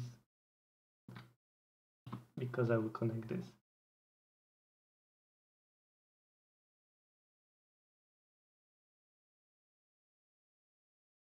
Yeah, the Wi-Fi enable and the Bluetooth enable, I want to have on GPIO just in case something goes, you know, the module gets in some strange state, then I can just toggle them to kind of reset the internal state machine, I guess. So I want to have those available as GPIOs. Maybe if they prove unneeded because it's so stable, which I will believe when I see it, then yeah, then I can remove them. There we go. And then rename these. Otherwise, this is all right. Yeah, exactly. That's my logic as well. That it's better to have them as like a reset pins than have to reset the whole board. Okay, that's cool. Just need to rename all these.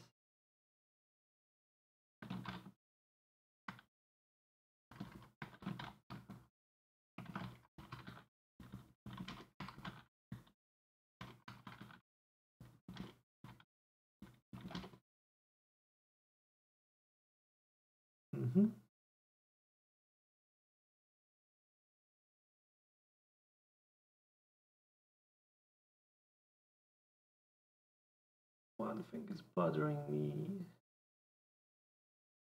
and it's really, yeah, that's true, that like if I don't use it, I just tie it, then I pull it low, and I'm sure that there's nothing happening there. That's just my, because it's bothering me that 2 is not on the other side of 2, and that's so stupid to care about. What can you do? So I will actually fix that.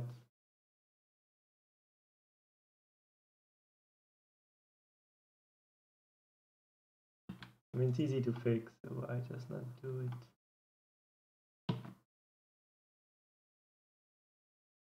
All these silly changes I make, they make it so easy for me to miss something and screw up the board. I hope I don't.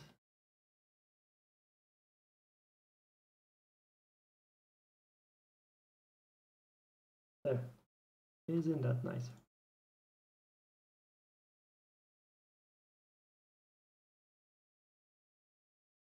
Right. Yes. The SDIO int, I'm not sure if I need that. Might have to, again, is that my catchphrase now that I need to read more about it? Yes. And now, I wanna see this one, how I did it. Yeah, I just had a lot of those. All right.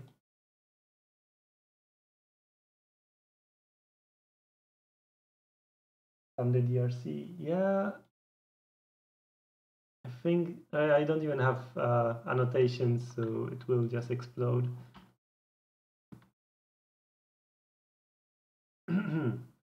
So, see.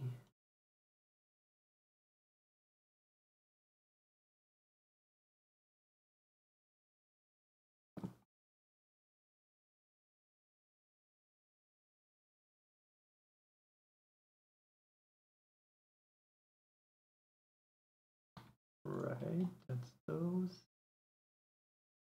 This will be a big symbol, I think, because the card is also there and so much stuff. So let's see.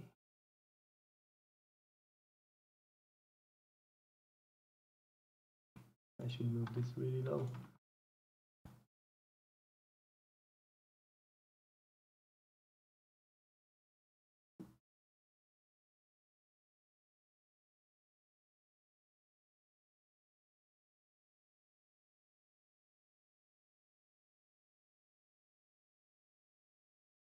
So if I do like that, and the symbol is a bit more balanced.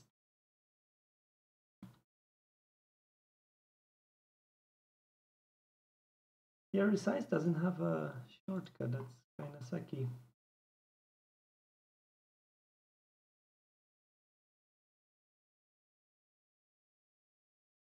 Well, no, in the schematic you always have the ERC, and I think it's still quite useful that it will tell you if some net is like, it exists but it's not connected, and if you by mistake connect like an input into an output, it will tell you that that's not right. So that's why I always make sure to mark my pins like correctly in this in the symbols. So hopefully that's useful.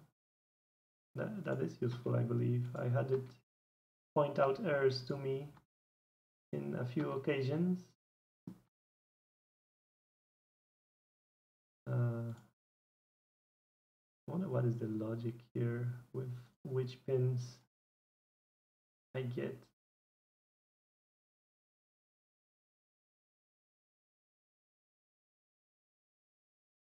Right, it should be on this side.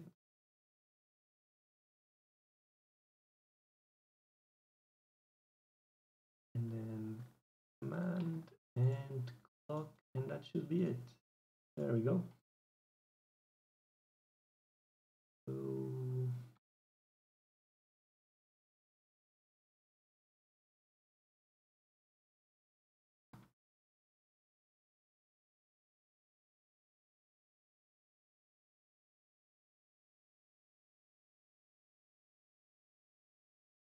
And there we go.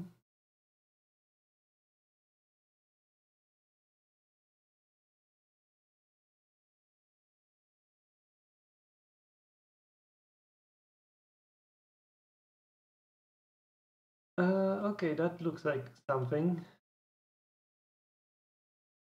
Not sure what, but something.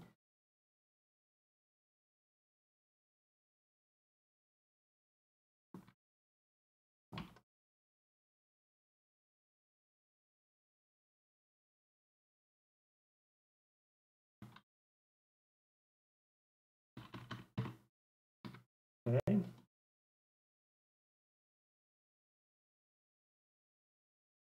Oh yeah, the Wi-Fi feather wing. I did see that. It was with some Win something Wi-Fi module, wasn't it?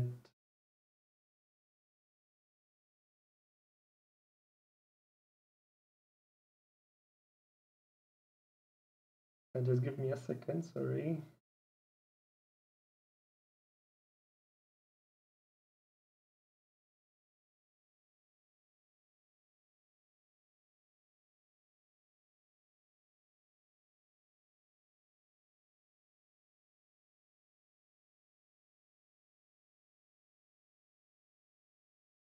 Right, the AT-Win C1500.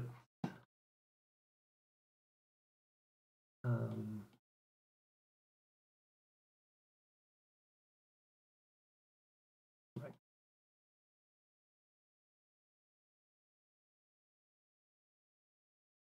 So there are still quite a few GPIOs that I haven't assigned, like all these two, and then the tech.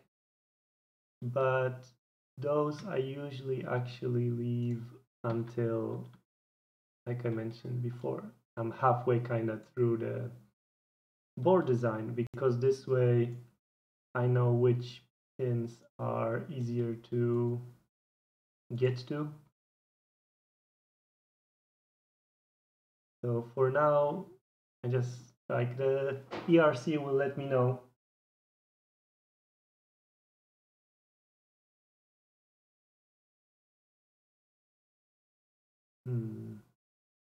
Yeah, no SDIO, but you're still like you're lucky with the SAM that it has the FlexCom, so you don't need that many pins to get I2C, SPI, or UART. You can still do that at like you can change those pretty flexibly in a flexible matter.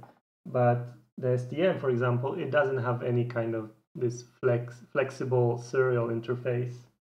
So that's why I need to put separately like 2 SPIs, 2 I2Cs, 2 UARTs, because I can't just put 2 FlexComs or something similar and have all of those available.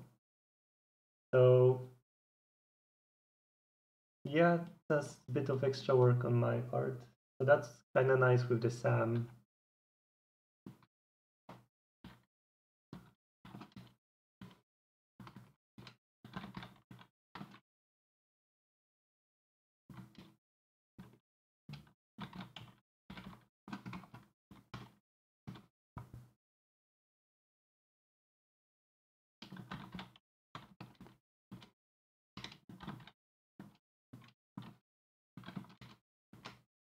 And there we go.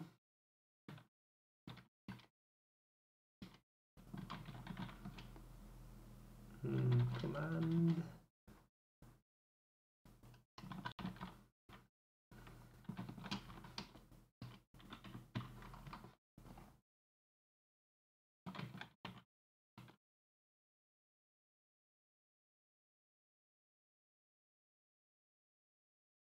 Yeah, I would assume that they use the same like IP block in the silicon for both the MCUs and MPUs.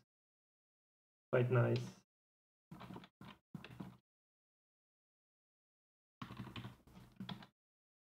Okay, and actually we can connect some of these. I have my nice cheat sheet over here.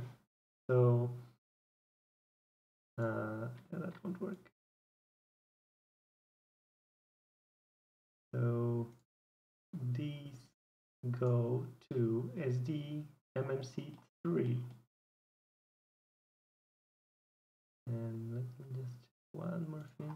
I'm falling back to this. Right. Oh.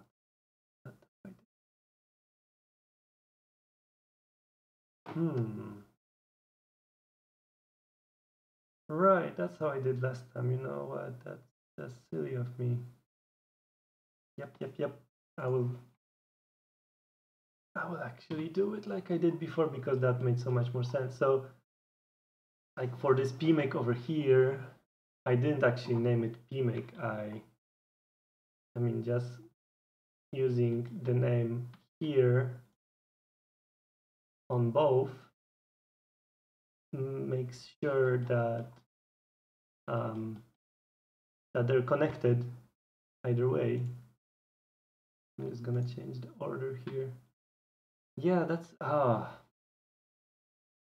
been a while since I made a board like this. So yeah, see, and then I don't need any of this crap because now they are together, like connected together over there. Ugh. So yeah, there we go. Yeah. Really, my brain is not braining. Yeah, this still makes sense because that's a GPIO. So that makes a bit more sense. Or I just say like GPIO1, GPIO, or whatever GPIO I use. Yeah. No, that's actually right. This shows the GPIO assignment. Yeah. Silly me. So these parts were pointless a bit. No?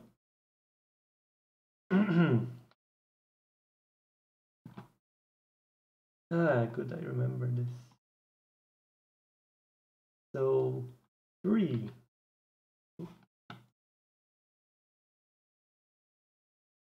3 was the SDIO, so it goes here. There, and this is the documentation that actually says which it uses. Yep. Oh, silly me.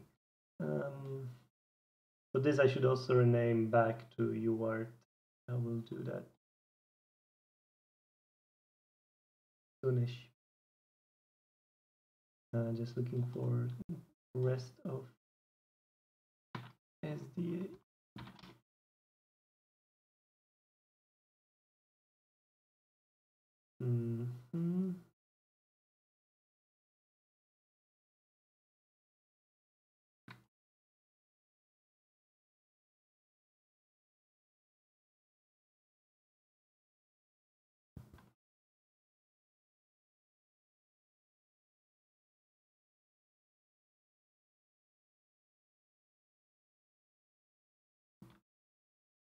There we go.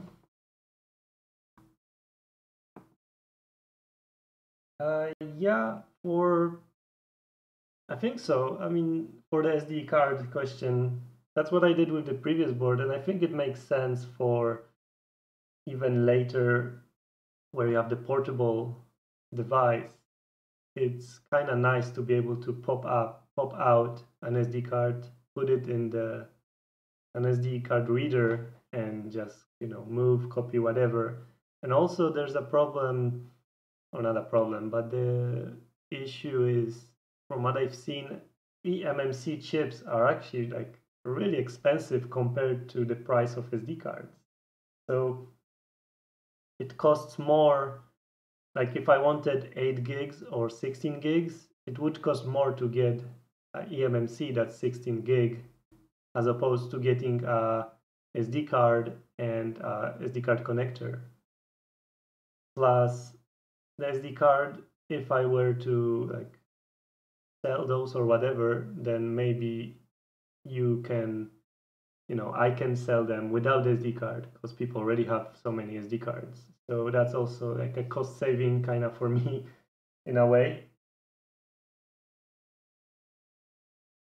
Yeah, but do you need to write flashing software? Because I thought you can use the internal SAM, the Samba, the SAM bootloader, to actually flash, like a Quad SPI flash or a eMMC. I thought.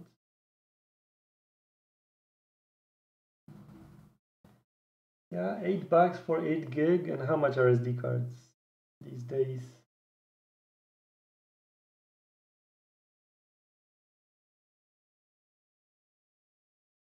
Like I'm seeing 50 Swedish crowns for 8 gigs, and that is $5. Yeah, five $5 30 cents for an 8 gig SD card. So yeah, still cheaper than 8 gig eMMC. And I think Quad SPI flash might even be more expensive. Or maybe not. I'm not sure actually. Oh yeah, that's the logic here. And I think, yeah, the added portability of just the card being able to pop it out and do whatever, that's really nice.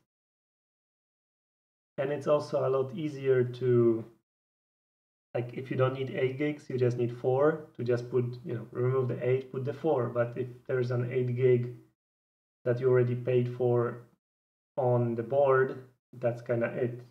You're set. But SD card you can always reuse. So SDMMC1, there's one of those. There's few more. And that one we name. So we're missing 2. I'm sure it's somewhere. There it is.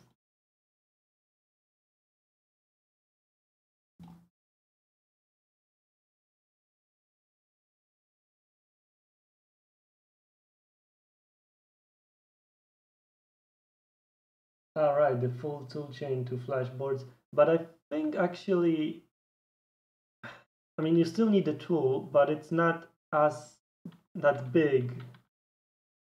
Because I did download, like, I think it was Samba for SAM, because I wanted to like blow some fuses on the chip, and I think that's the same software. So that wasn't actually that hard to get running. It actually, I think there was an Arch package, so I just installed that. But yeah, you can definitely see how it can be scary for like some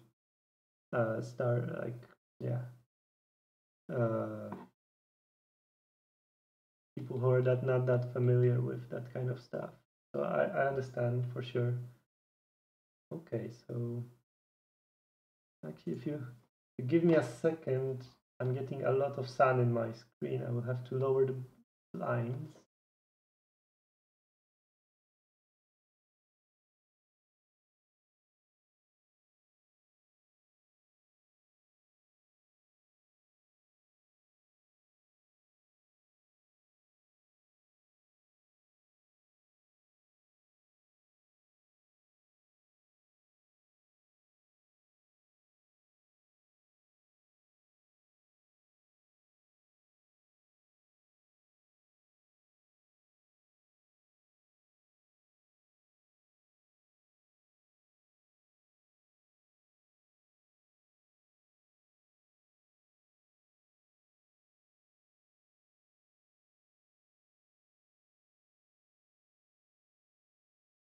Okay, I'm back. I wonder that be right back, does it look very like pixelated on the stream also? Because in OBS it looks super pixelated.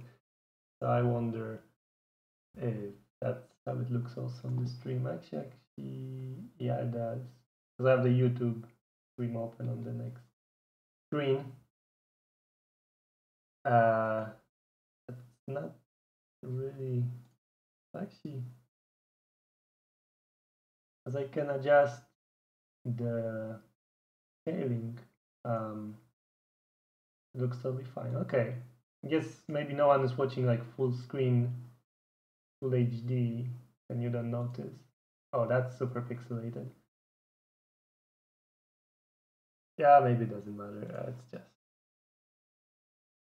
as you can see, I always focus on not the important details. But yeah, at least now I don't have sun in my screen, so that's good. Yes, so the PB2 and PB3 are which UART?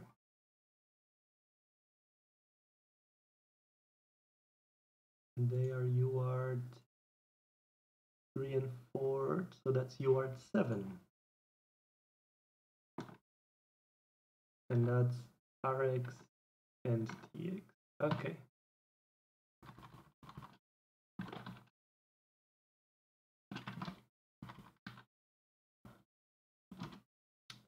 Okay. But thanks for letting me know that it looks fine. And there we go.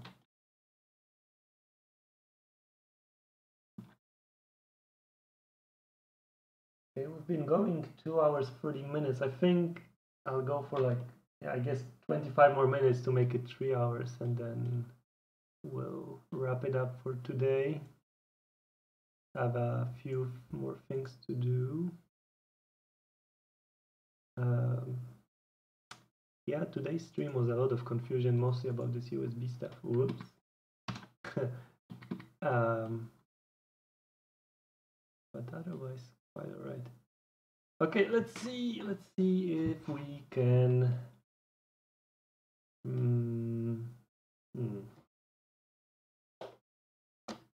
Because I was thinking the PMake over here, that's kind of like can't really fit much more on this sheet unless I would make it like 8.3, which I don't really want to do. Because it would be nice to fit all the power stuff. Or maybe actually we can all the power stuff in one sheet. You know what? Maybe we can.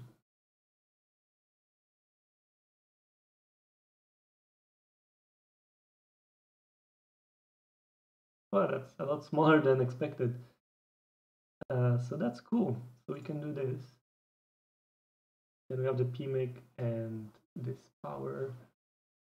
And the power on, actually, then it doesn't have to leave heat at all.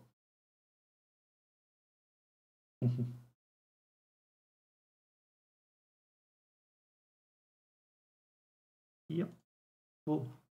So we change this back to a regular label. And it just ends up there. Perfect. And I'm hoping I can also fit the fuel gauge and charging in here. So then all the power is in one sheet. That would be really good. So if we clean this up, yep, perfect. And then we can move it a bit.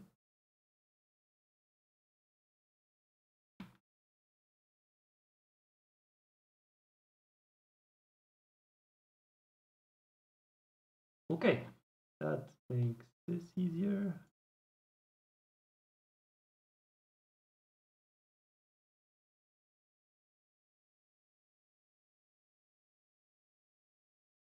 So many subsheets in here, but that's just how it is.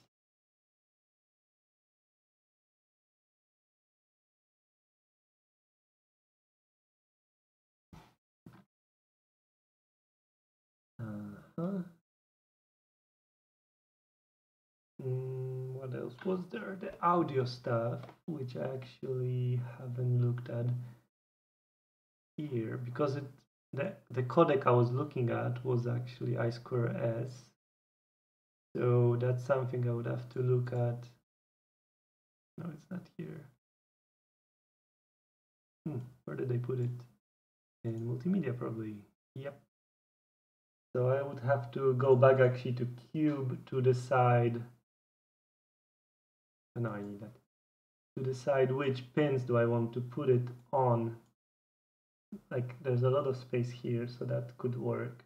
I still want to keep this for the keyboard, and that's another thing. I need to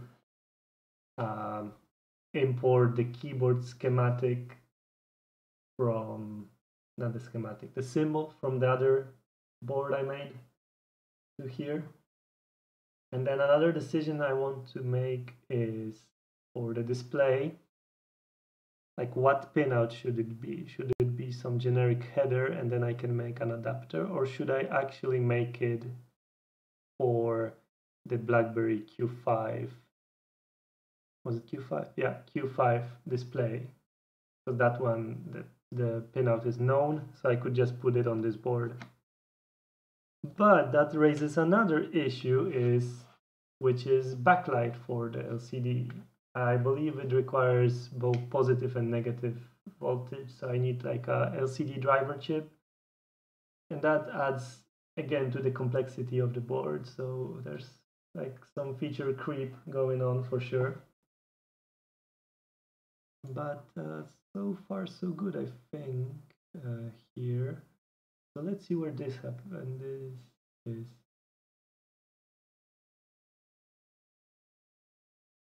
and then I never really worked never really worked with I2S. So that's gonna be another like full confusion area. So you can look forward to that. Like this stream should be just Arthur getting confused at things, because that's mostly what it is. I have the reference schematics here for the disco board, or like the discovery board and the evaluation board. So I'm looking at those, and I don't want a microphone, so that's good enough. I just want like stereo audio. I guess I will put an audio jack, because I could put a full-blown, well,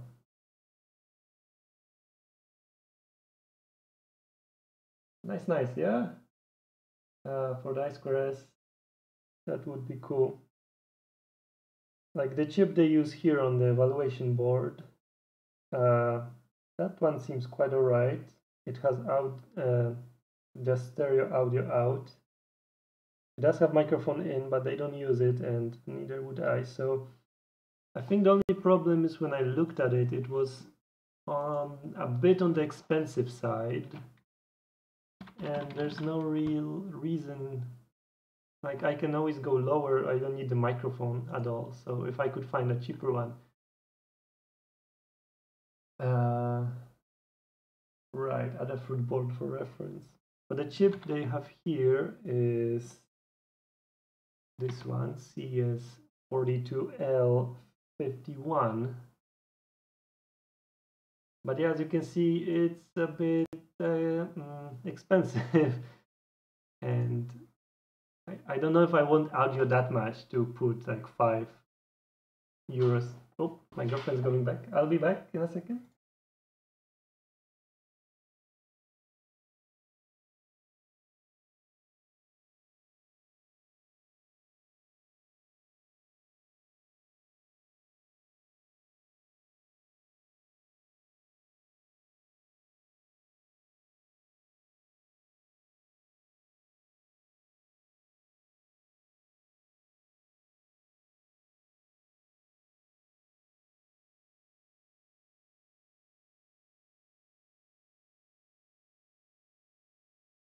Yep, sorry about that. My girlfriend came back home. What was I saying? Right, this chip. I don't know if I want audio that much to pay like €5, €5 for it. So if I could find some cheaper alternative, that would be nice for sure. But I still would like stereo. So yeah, but this one has like inputs which I don't need, and the mic input. I just need the left and right. So that's something to look at. But that doesn't stop me from actually choosing UDA 1334. I think it rings a bell. actually, let's have a look at it. All right. There it is. There's the actual board from Adafruit. Oh, so that chip is not available on Mouser apparently. Unless somehow it got confused.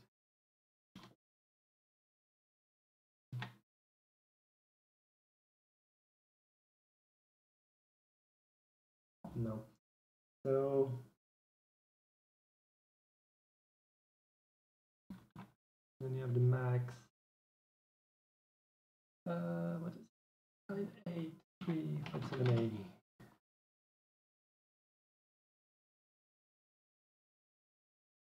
Yeah, €2. There we go. That's a lot better for sure.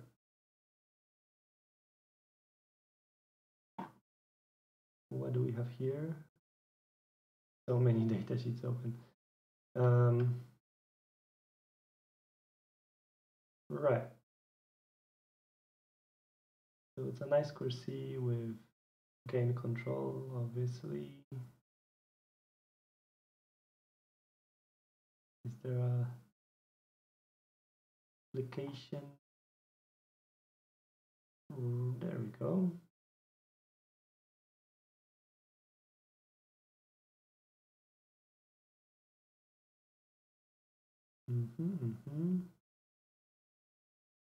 Oh, but that's not, doesn't look stereo, that's just one.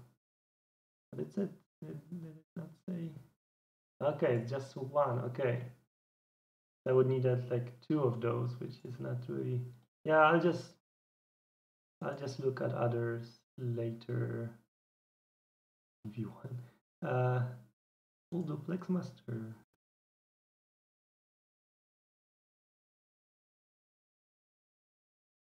Right, so wait, that doesn't look, the SDIO clock. Oh, but that's right, that's not the interface I'm looking at. I wanted the serial audio interface, not the I2S. I think.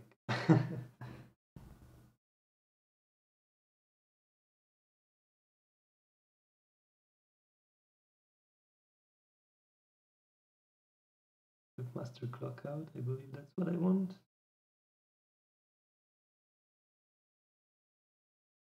And then A and B. Or maybe that. Yeah.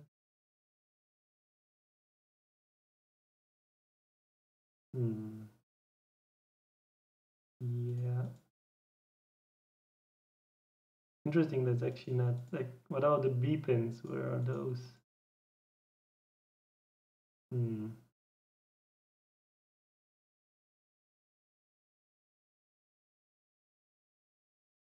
Yeah.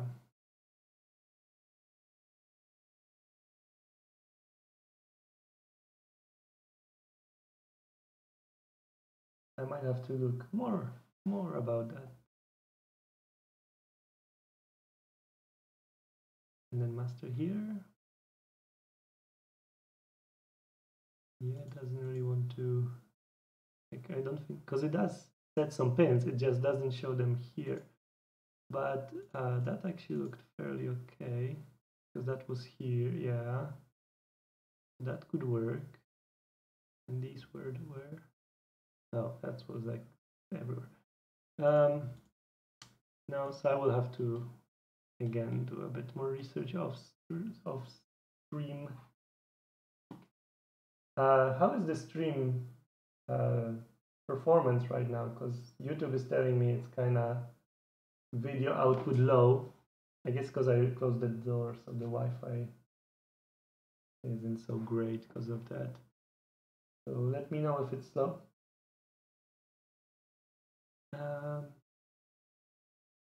But otherwise, I'm not sure if we need to start anything today. Like on this stream,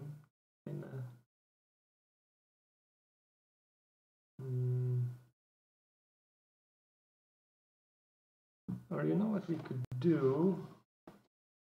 Slightly fuzzy. I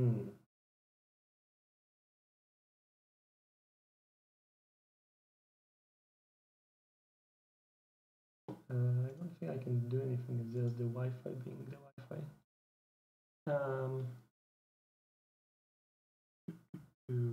Yeah, because I have this here to add some LEDs and a switch.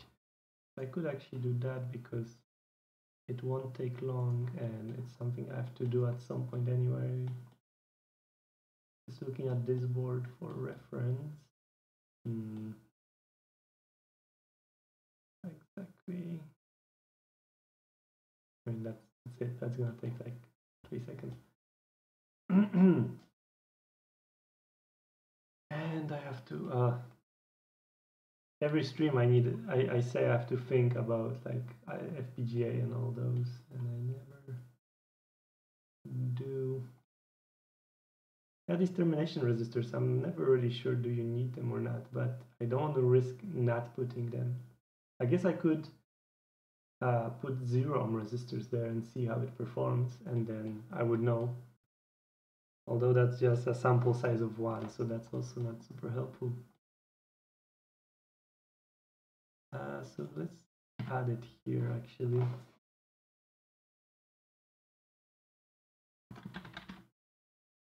And again, I forgot how a button is named.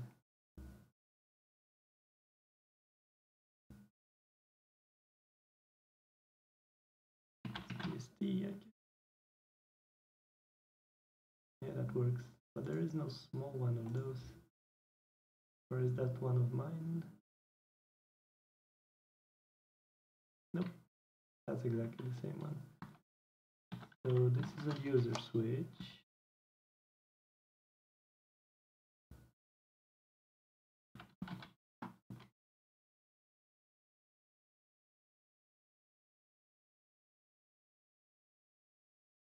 Then I added this termination one here also, which not sure if it's needed. It's always so risky not putting stuff, because then it's hard to like put it. If you already didn't put it, then that's it. So yeah,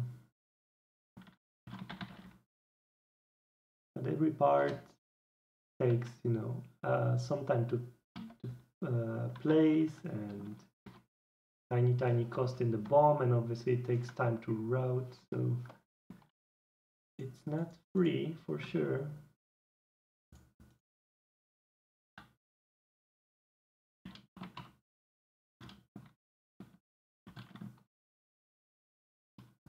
Anyway, here's a user button. It will be next to the reset button and the wake up button. There's the power button. And I guess for wake up, I just need to connect to the wake up pin. Right, and then an LED.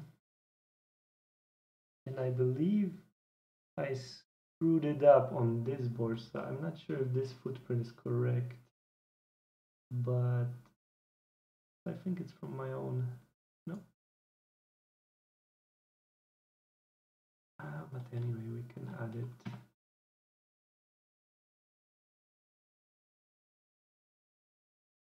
And again, hardware pull-ups, do we really need them? I don't think so, because you can just use the internal pull-ups.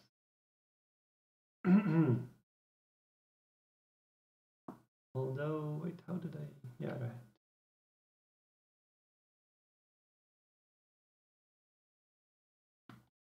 Wait, but where are my resistors? My line resistors, are they outside? Oh no, that was my right. I remember the fix for this. I had to make these LED resistor TPs, like these triangles, because I forgot to put the resistors there. Yep. So let's not make that mistake again.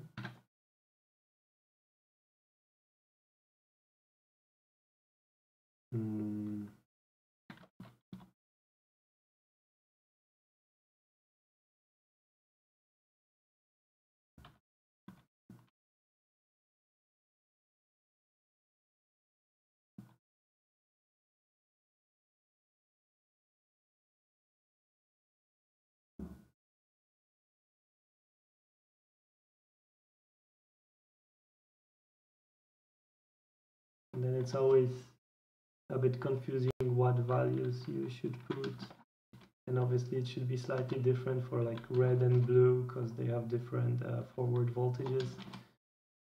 But I mean 1K is always a good start because it won't destroy the LED, but they might be a bit too bright or too dim. But we can look at that. I can fix it on the board.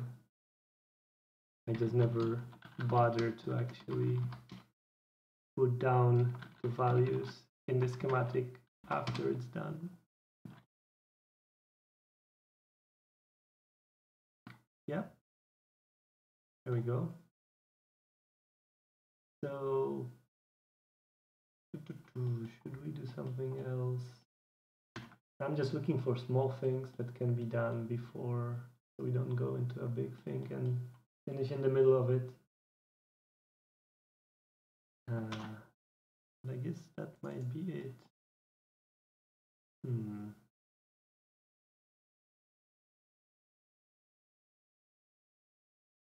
I'm looking how where was that? That was here, no, in the power. Like how I drew these. Could I do something similar here to make them look a bit more sane? But it doesn't look like it. I guess that's quite alright. Okay.